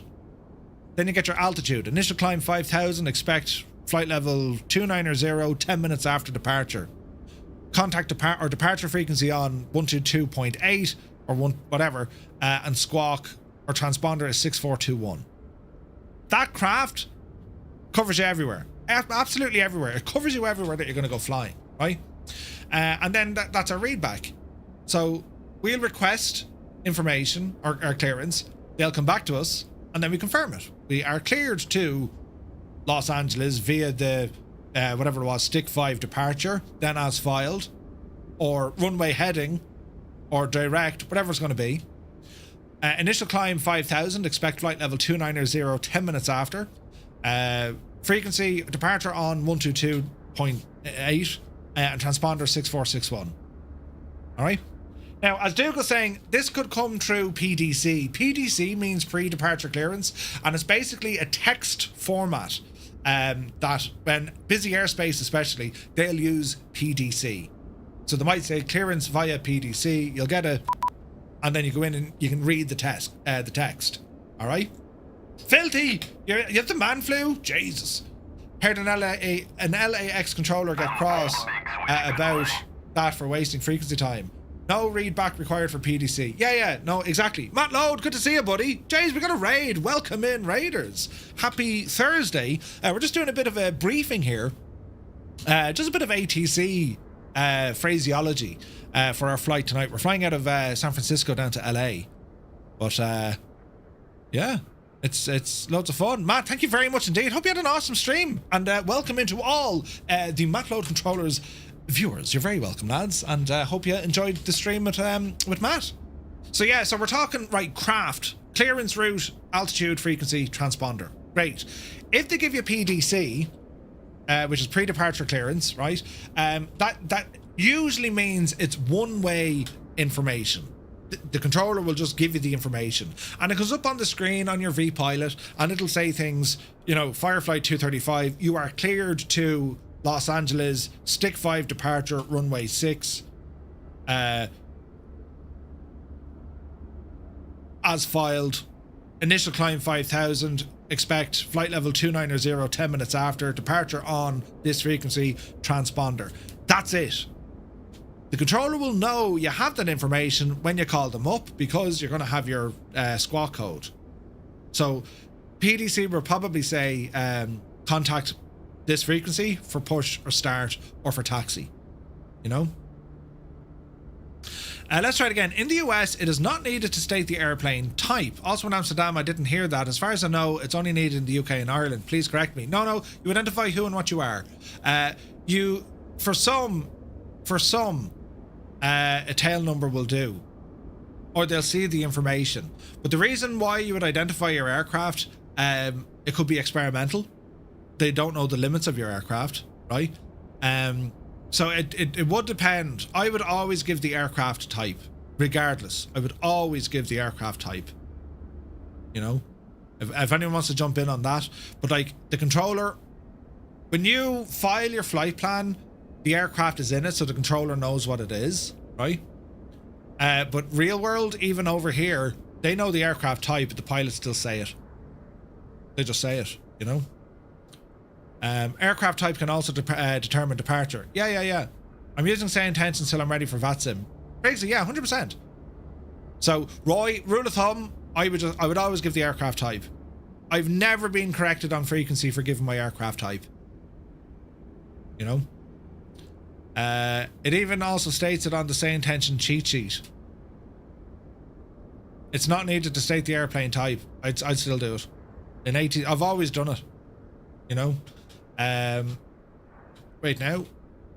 Let's have a look. We'll check with the FAA.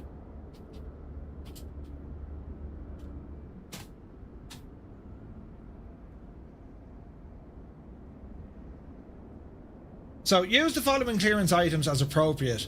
Aircraft identification.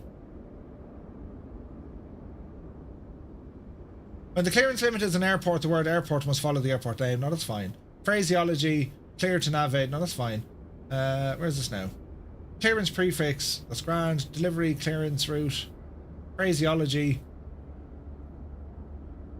Restrict previous issued altitude. No, that's fine. Let's see.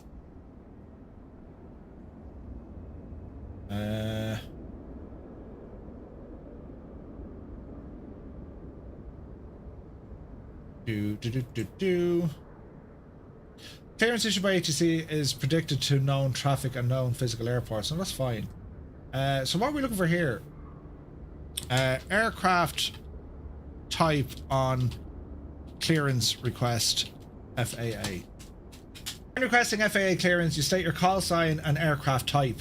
Yeah, no, you do. I've never said type at ATC, but approach clearance I've always been asked by Potomac. Yeah. We did, Dave, we did. We got 90%. So, key elements of your clearance. You can say your call sign and aircraft type. Aircraft. I would always give the aircraft.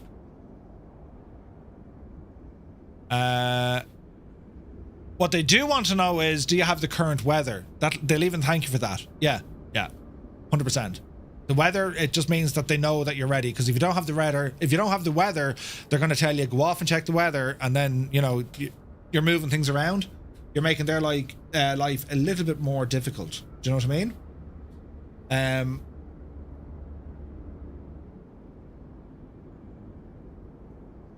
Yeah, anywhere I'm reading IF4 clearance, how to request and file, it's always the same. Aircraft type.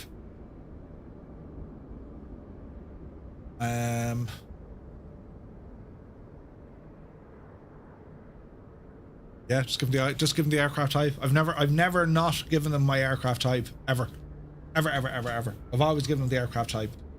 So, yeah, we'll see. Anyway, PDC, that's going to be like a text form clearance, and you don't need to respond to it.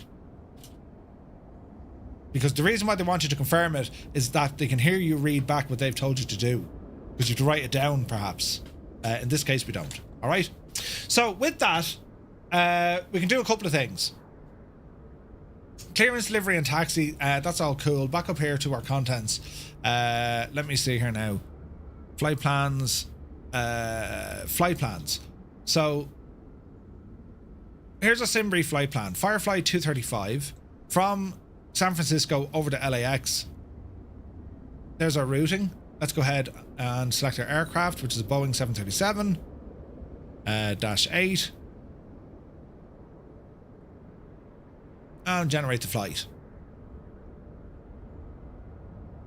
Banjacks? No, not really. It depends on where you're flying and where said jamming is taking place. You know what I mean? Okay, so let's have a look at our routing. So we're Firefly 235 departing SFO down to LAX. Block time is about an hour and a half. We'll be about an hour in the air, right? Our routing then is going to be on the STIC or the STIC 5 departure via Sussy, direct eBay, direct Burgle, Ironman 2 arrival into LAX 25 left. That's the first part of the jigsaw. Now, we can pre-file this on a network. What I'm going to do, I'm going to pre-file this over on Say Intentions. Your flight plan has been sent. Because there's no ATC live here at the moment, I'm going to be using this on Say Intentions, right? So fire up Say Intentions.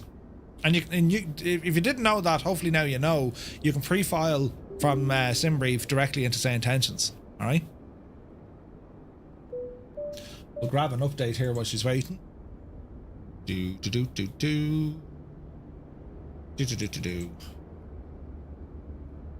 on SimBrief, scroll down to the bottom of SimBrief. You scroll down, come hither. You scroll down to where it has pre-file on the network. This is where you pre-file all your stuff. And you can put it on VATSIM, IVAO, Pilot Edge, POSCON, or Say Intentions. You know, always know your very first waypoint after departure. Yes, 100%. So, Say Intentions is doing its thing. And we're also going to open up Navigraph because we want to have a look at our charts, right? So, here's Navigraph. Let's input our flight directly from SimBrief. And here's our flight for this evening. Right. Departing out of runway 01 right. And we're on the STIC 5 departure. And then it's down to Sussy. Alright, well let's go in and have a look at it. It's an RNAV departure. So if we look at this, right, when we take off, STIC is the first one. Then we've port. And then we've a left turn over to KLAX or Sussy. So we're going to be Sussy. So what you want to do here is you just want to get familiar with these waypoint names and any speed restrictions that are here. All right. And then when it comes to your initial approach fix, you want to find out where you're flying from. So Burgle, then Crowy, Muppet, brilliant. M. Gripper, Viking, Running, Ironman, and then we're in that way. All right. You don't have to pre-file for say intentions. It should pull it in directly. Yeah, it should do. It should do from your flight plan. Yes, Malky, it should. All right. So that's our routing.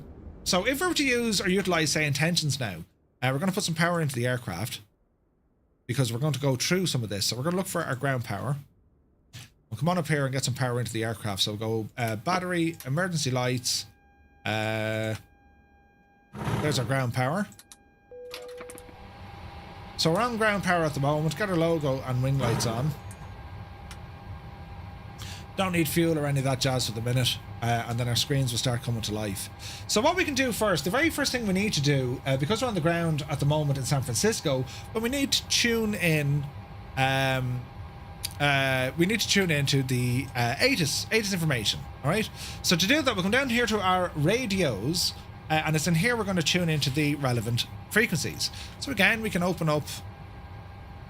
Where's this guy? We can open up Navigraph. And we can say, right, let's look at the airports, let's look at our frequencies, and let's see what we can find. With 3 ATIS channels here. 118.85. Alright. So 11, that's wrong, Murph. Clear that. Should be up here. So 111.85. Or sorry, 118.850.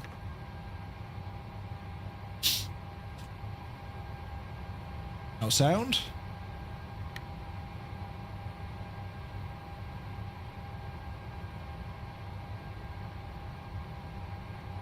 Interesting.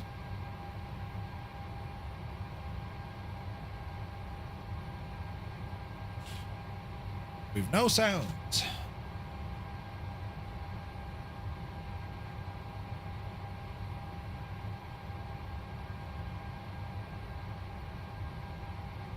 Bum, ba-dum, bum.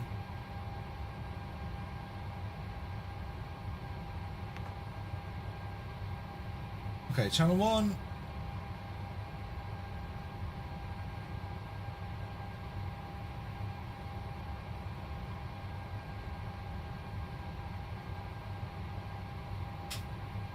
Do. Restart required if you remove any audio devices. Say intentions is having a mare right now. This is what COM 1 sounds like. Okay, that's better.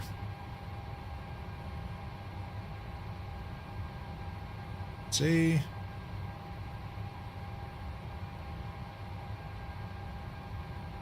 Okay.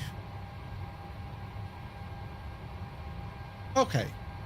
Try that again. Feet. Temperature 8. Dew point 8. Altimeter 3009er. Density altitude -900 feet. Advise on initial contact. You have information Papa. Okay, information Papa. So I'm going to show you San what I Francisco use. International Airport. Information Papa.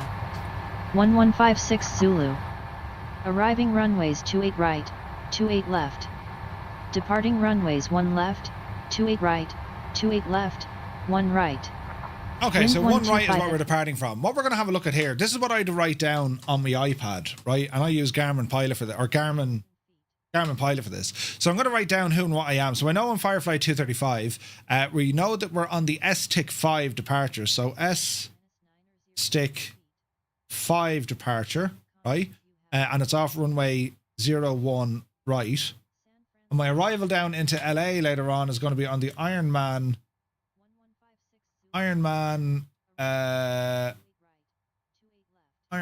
2 arrival.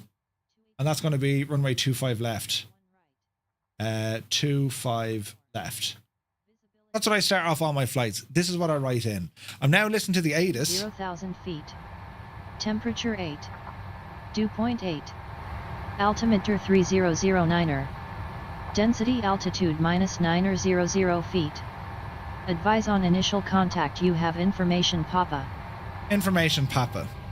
So that's it now. I've now written down my stuff there from the ATIS information. All right, super. So we'll push down for the moment. Next frequency we want to talk to is going to be clearance delivery. Let's see, do we have clearance?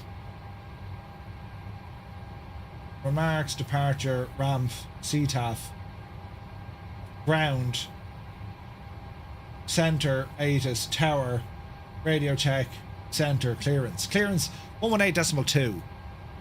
Alright, so 118.2.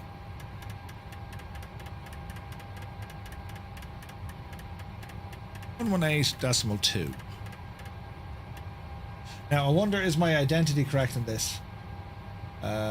Control. Okay. So I just need to go in and make sure that they'll address me as Firefly 235.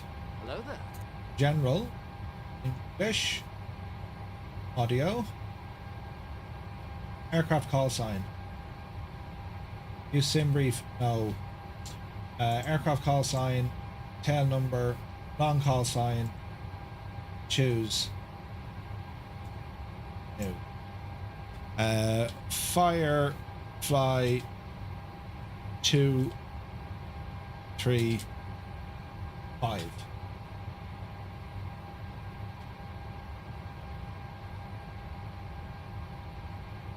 Add.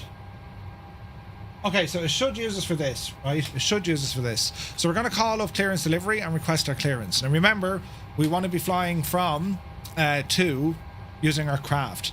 And on this other screen, I'm going to bring up craft. You can see what the story is, yeah?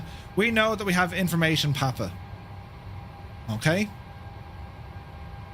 So, let me see, we call them up. San Francisco clearance, Firefly 235, Boeing 737 at the cargo ramp. Information, Papa, request IF4, Los Angeles. Now, Clearance on request. Stand by. Clearance is on request.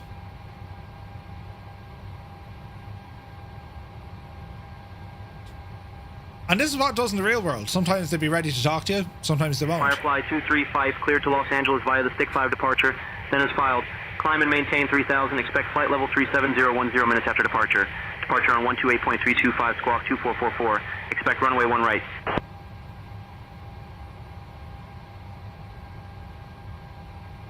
Cleared route Stick 1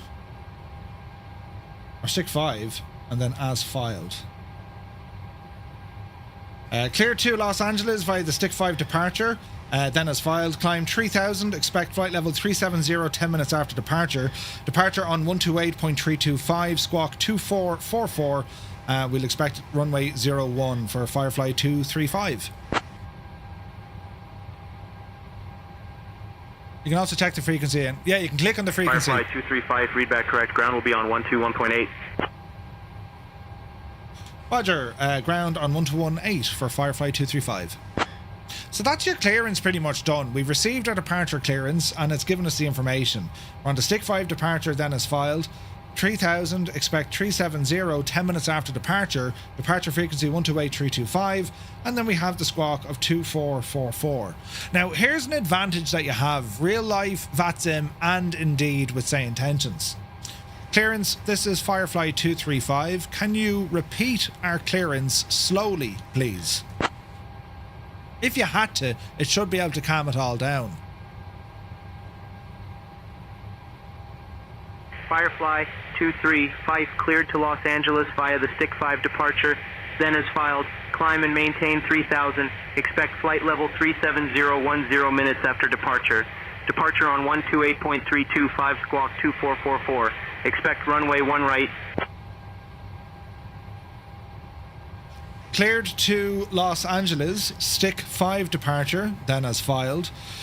Altitude 3000, expect 370 10 minutes after departure. Departure 128.325, squawk 2444, and we'll expect runway 01 right, Firefly 235. So you get the idea, right? So even if it's reading it out shockingly fast, whoa, calm it down. Firefly 235, readback correct. Ground will be on 121.8. Roger, 121.8, Firefly 235. And that's pretty much it. That's our clearance, right? So next up then, we would start the aircraft. We'd be ready for engine start and push and all this kind of stuff, right? And at that stage, we'd be looking for taxi clearance. So if we were to jump over to 1218...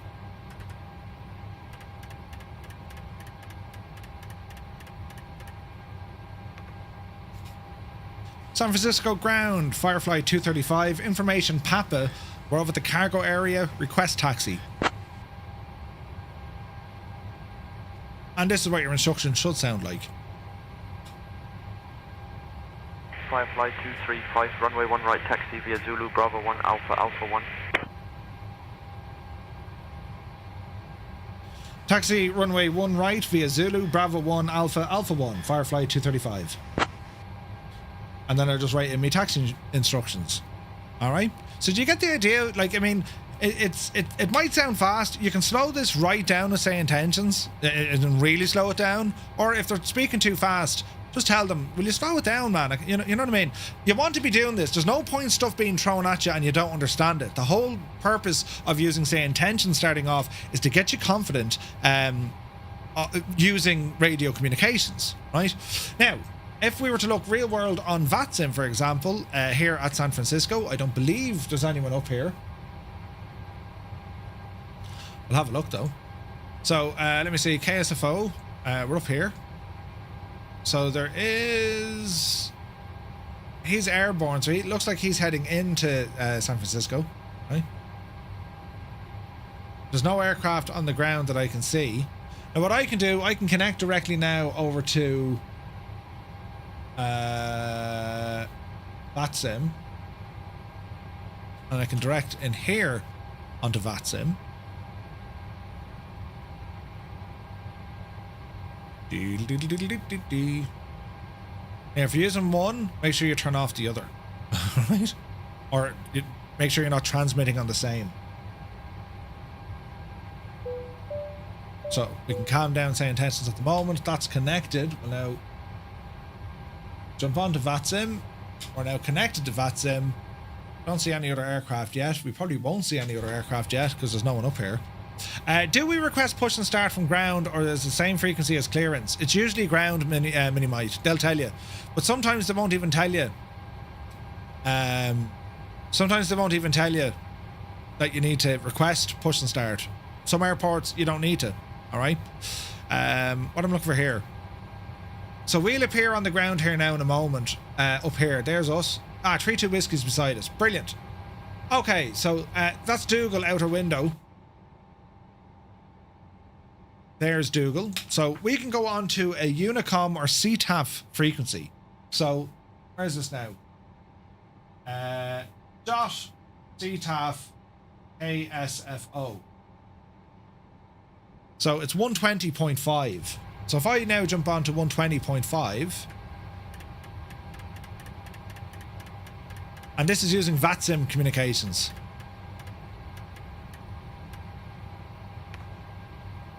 And whenever you jump onto a frequency, have a listen first before you broadcast. San Francisco traffic, Firefly 235, radio check.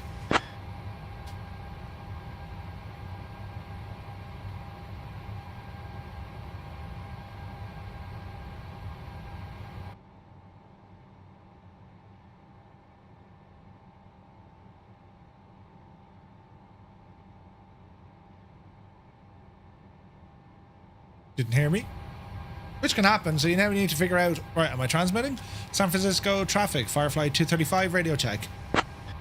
Ensure on the right CTAF. 120.5. 120.5. Now, Dougal is there. We know he's there. He's in the chat. He mightn't be connected to voice yet. You know what I mean? So, V-Pilot Sorcery.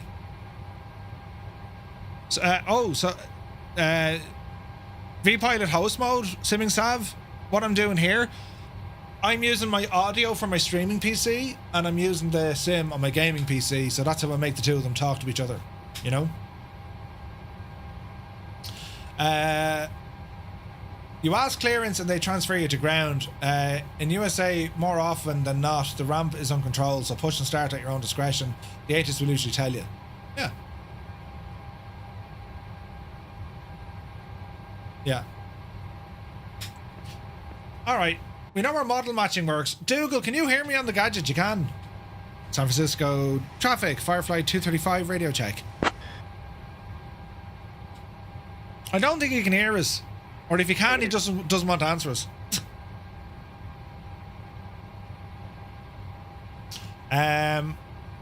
So we know VATSIM is working for a flight later on, right? It'll be interesting now to see because we've... Flight 235, you copy. 5x5. All good. Sound, right, so we got him. And we'll have a look later on maybe with say intentions as well to see, you know, can we plan this as a departure? You know what I mean? Because that could be freaking cool. So, what else?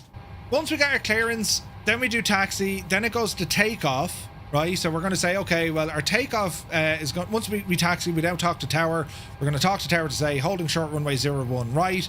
Tower will come on then and say, you know, Firefly 235, winds 230, 1 knot, runway 01, cleared takeoff. Or cleared ORNAV. Or he could say, clear direct. Now, because we're taking off in the 01, he could say, cleared ORNAV departure, cleared for takeoff. It depends what he says. We know we're flying the Star, right? And then once we get airborne, we could report back to say, they could tell us, report when airborne, or they'll just say, okay, contact departure. Or the airport might have an automatic handover. You'll learn that by looking at the charts and having a listen in, right? And then we continue on with our climb. They're going to give us limits on what we can do. So they might say, look, climb now, flight level 120, turn left heading 34. Like, they're going to vector you if they need to, if traffic is busy. Just expect that on takeoff. Things could change.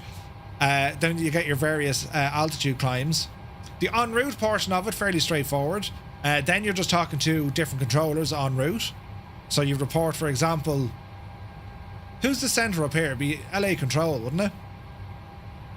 You'd report, you know, flight level, what was my clearance? Flight level 370, LA center, yeah. So once we entered their frequency or their control zone, we just give them a shout. You don't need to say with you, to who we are. Firefly 235, flight level 370, direct, Burgle, or whatever, right? That's the en route part. Then we want to be planning for our arrival. Now, your arrival, this is where things get busy, because you're going to be usually getting a lot of information, and you're managing the aircraft and your navigation. There's a lot of stuff happening during your descent phase, but try not to let it run ahead of you. For example, we're going to be planning to land into LA. They've given us a runway of 25 left. Brilliant. Let's look at the approaches. So 25 left, grand. So we're in over the city facing the coast. Okay, so let's look at our procedures. Arrivals, and we want to look for 25 left. So we'll scroll down to where it has 25 left. Filter this, 25 left, there to be. And if we have a look at where we're going to be coming in from, right, this will give us a good old idea. So we're heading in this way, look, here's a flight plan in behind it. So we want to pick up some sort of approach and how we're going to find that approach. All right. So let's go down here. We're coming in from Burgle. So that'll either be from Ironman Run Cliffy, Gado. It could be a direct turn, or we could go all the way down to Circus. A lot of the time, this is going to be vectored, right? And we can read. It's going to say here. From Ironman on track to Simon, then on track to Based, then on track to Juice, then on track to Cliffy, then on track to Dasher, Gado, then on track. Expect radar vectors to your final approach. So the chart is actually telling us. Aha! Alright. So what did I mean by radar vectors? Radar vectors are going to be turn heading. Fly direct to. They're going to vector you, give you directions on where to go in order to get down onto your actual final approach. Alright? So all goes well. We get our landing clearance. You'll get your ILS approach clearance. Or they might ask you, you know, what you want. You'll be cleared for the ILS approach. Then they'll probably hand you over to approach controller. He'll drop you down lower. Then you'll probably get the tower. He'll give you your landing clearance. Then when you land, you probably go to ground. And then ground is going to give you parking. So if we want to have a look at parking, air freight is just as we come in. And we also have cargo just as we come in. Right? If we're heading down the way, we've Qantas and Delta down here.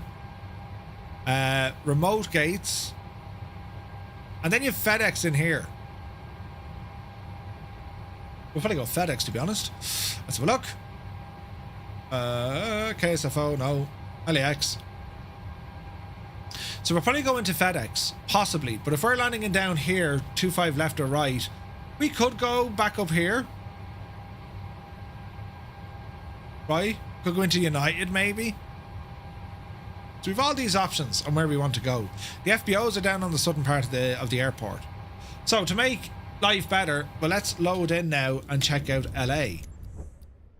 We'll load into LA to make sure that one, our scenery is working, but two, gives a better idea of what's going on, yeah? So come on down here to Los Angeles. And I'm using Inibill's LAX. So let's have a look. Here's FedEx. No, there's FedEx. These are the remote gates. So my scenery doesn't have parking where FedEx was. There are gates. That's maintenance, it looks like. Right? We've the FBOs. And then we've cargo down here. These are the actual cargo ramps. All right, we'll go down to cargo. Let's have a look. Ramp cargo at 382. 313. Let's have a look at this. Mostly on the south and north street ramps. Yeah. Okay, so we'll horse the time of day onto what it should be later on. And we'll load in and see what happens. FedEx is maintenance hangar. Gotcha. Energizer, good to see you, buddy. Welcome in, man. Angle of attack is here. Welcome in. Okay, so Korean Air Cargo. Brilliant. So we're down by the cargo areas here at the south of the airport. You need to set parking brakes to request ground services. Now, this is important. We need to load up this scenery and put it into our cache. This is going to be important. And make sure that we don't have 2 or 3 sceneries loaded at the same time as well. Look.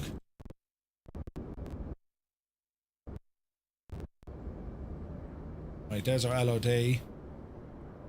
Now let's make sure we've only one scenery here.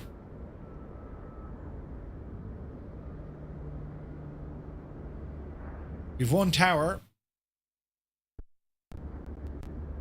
We're getting sound glitches.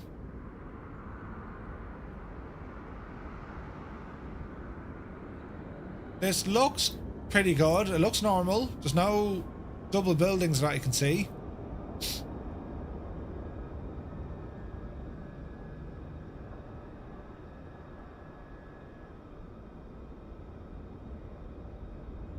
Yeah, we're looking good. Okay. So what I'm doing here, I'm literally loading that cache so we don't have any stutters or whatever on approach tonight. So I just want to kind of move around the area and just make sure all is well in the round. The performance is good here. It's just the CPU is running like an absolute mad joke trying to load everything in. Where's isn't there an In-N-Out burger up here by LAX? No? There's the LOD coming in.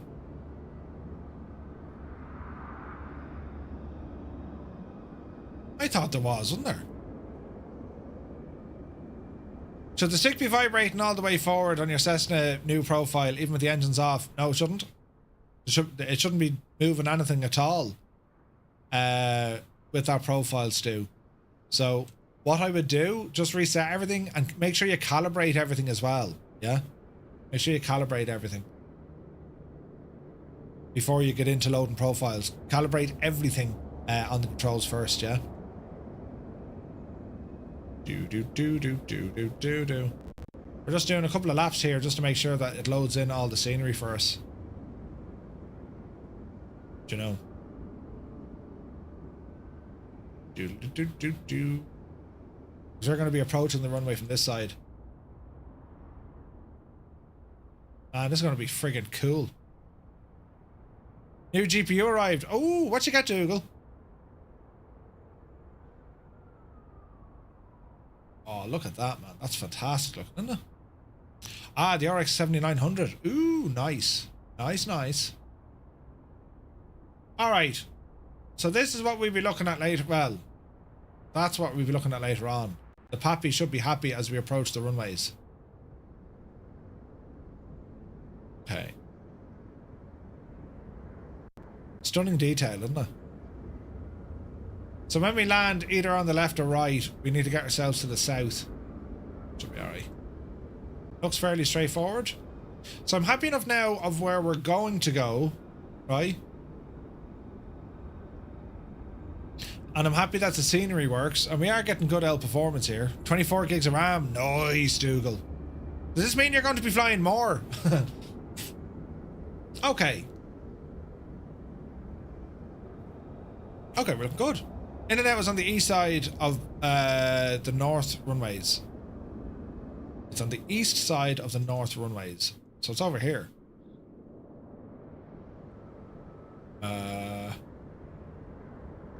In-and-out burger.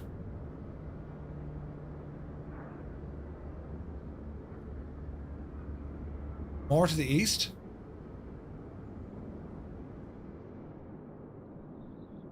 Wait now. Did you not see it from the runway? No? So here's the north runways.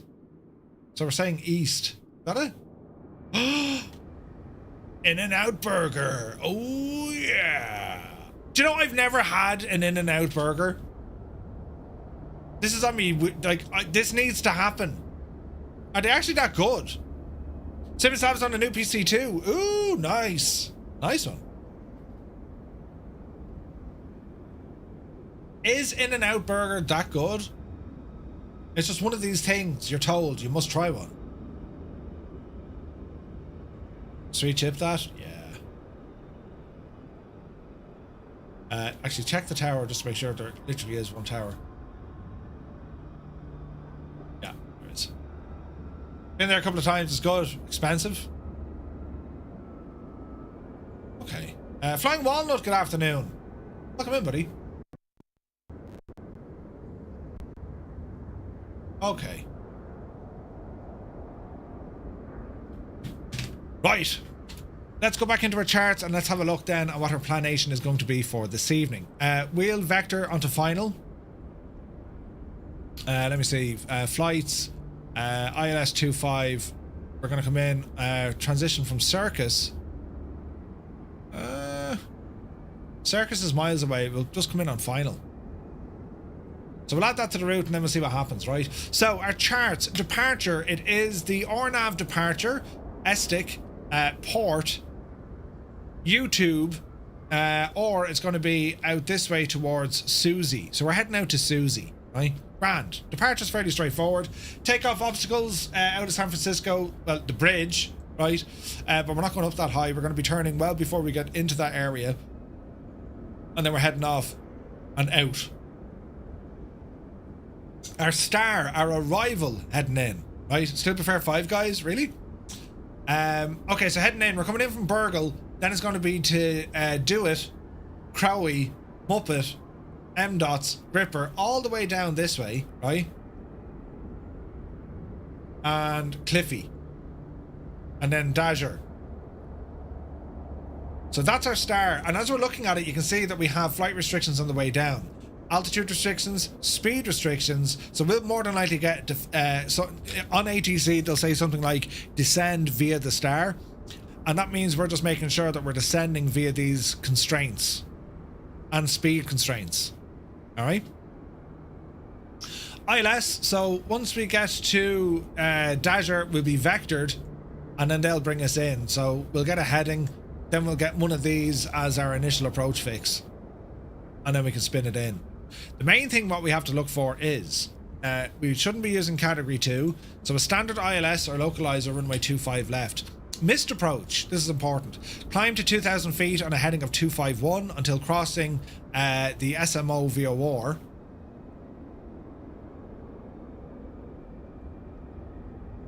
There's the SMO VOR.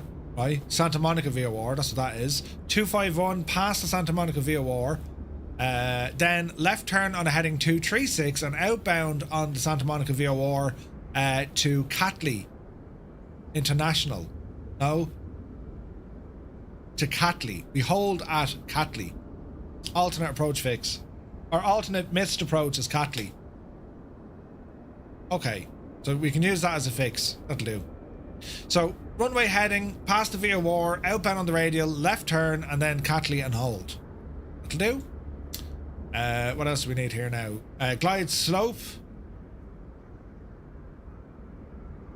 3 degrees, straight and landing 25, localizer, glide slope 304 on the ILS. Okay. Now, if there was a different runway, if it was 25 right, for example,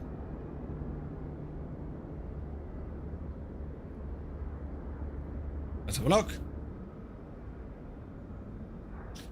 ILS 25 right, same crack.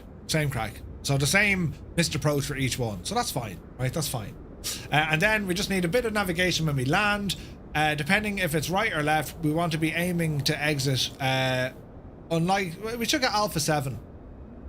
And then we're going to taxi back up on Alpha. Failing that, any of the Alpha 8. Worst case scenario is down to Quebec. But we should get Alpha 7. We should get Alpha 7 or Alpha 8. We'll see how that goes. And then we taxi back down here. So FedEx are actually down lower. Let's go over and see FedEx from where we are. FedEx should be down here. Yeah, there's FedEx. So we'll probably aim for parking at the FedEx ramp. All right. Any questions? So remember our departure clearance. Remember craft. Then we go through our taxi. Then we go through our takeoff, departure, our en route, our descent, approach, and landing. All of these stages, that's when we're going to be talking to ATC. So we need to have an idea of what we're going to say. Remember, who are you? Where are you? Or in this case, who are you? What are you? Where are you? And what do you want? That's what you want to be focusing on. Who are you? Where are you? What do you want? They're the main things. Once you break it down into that sort of understanding, who are you? Where are you? And what do you want? It makes it a little easier. Because then ATC will who's this person? Where are they? Who's he talking to? And what does he want? You know what I mean? So that's the idea. All right. So have you any questions, lads? I'm looking forward to this flight tonight. It's going to be a good one, isn't it? Haven't flown into LA now in a long time. I haven't done this on VATSIM. It's a long ass time. So this is going to be fun. We'll see how we get on with ATC. If I don't get ATC, we're going to try and use some say intentions, because I think that could be interesting tonight. If we can horse this in, you know. So I think I have to enable this. Integrations.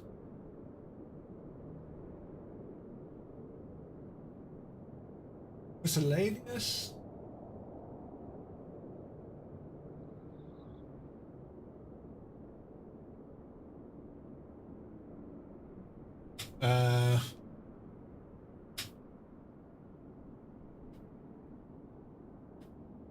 Right. If we do this to say intentions, right? Or if any PC starter guides, what are you looking for specifically? outbound handoffs. As you're departing a VATSIM coverage area, use the following steps to automatically move to say intentions. Make sure your VATSIM plan was also filed on SimBrief. Make sure your SimBrief username has been entered into say intentions. Depart VATSIM coverage area and wait until they hand you over to Unicom. Close the VATSIM app or disconnect from VATSIM network. This prevents you from transmitting on both networks. Start say intentions. Wait 15 to 60 seconds. The say intentions ATC controller will contact you and ask you to switch to the appropriate frequency. You will hear radar contact and then receive. Okay. Inbound. Go to pilot portal settings. We've done that. If you turn this on, you need to restart the application. That's grand. Plugin will detect when a VATSIM controller reaches out to you via a text as you approach their airspace. Once they do, AI ATC will basically say, contact VATSIM controller at this position. Once you hear the message, your co-pilot will be disabled and you'll be automatically disconnected from the Say Intentions ATC network. You are now 100% back on VATSIM. That's pretty cool. Ooh. That's pretty cool, isn't it? Fiber Strike, good to see you. So you spend a lot of money on a PC. Where do you go after installing Flight Sim? The main thing is just get your Flight Sim in, man. I mean, if there's anything else that you need with hardware or otherwise, if it's coming from GG Machines, they've already done a lot of the optimization with software for you. They run through everything. They stress test it. Do you know what I mean? So I think it's all about flying. All about flying at that stage, you know.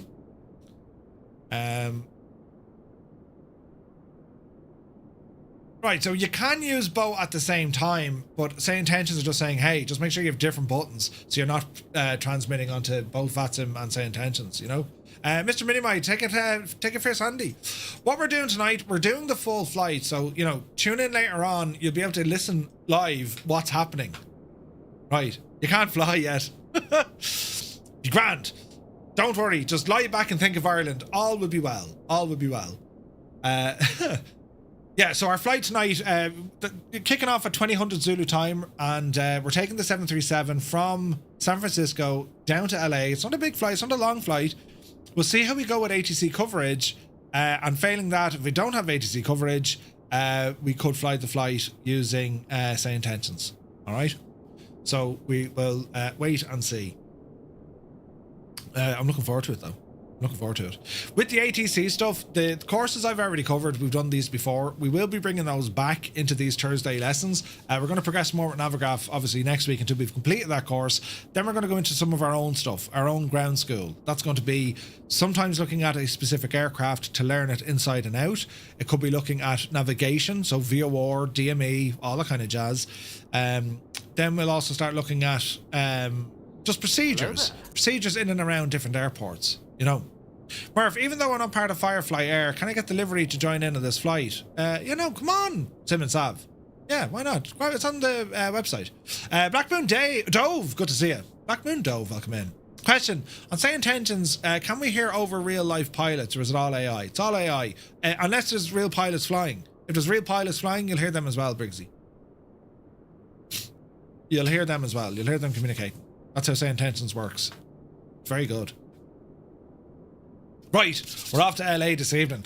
Lads, that will do it for this morning stream, but we're back in a couple of hours, so have an awesome day, stay out of trouble, and we'll be back to you in about 6.5 hours.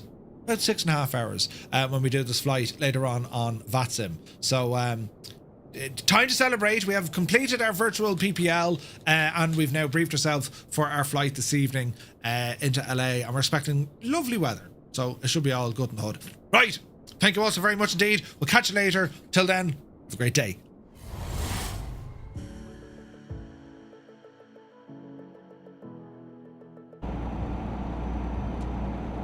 You didn't use your indicators. Electricity must be expensive in your truck, is it? Christ! Oh no, a terrible accident! Jesus! Did you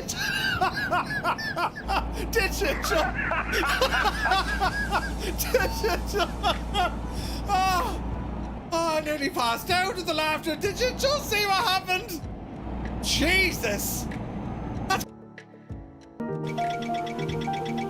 We're doing a thing, right? We're almost supersonic. Well, we're only at 400 knots.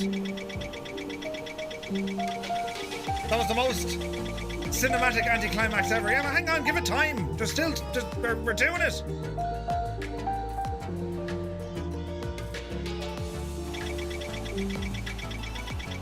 Ah, you're gonna miss the ground, you big ape. Hang on. Bank angle. Just put it in the ground, Murph. Stop showing off. Because it does have crash physics. Watch. This'll surely blow up. All is well in the round. I promise you can make... Oh, there it is! It landed like a dart! And now it's fine again. Yeah, we broke the plane. We absolutely broke the plane. Yes.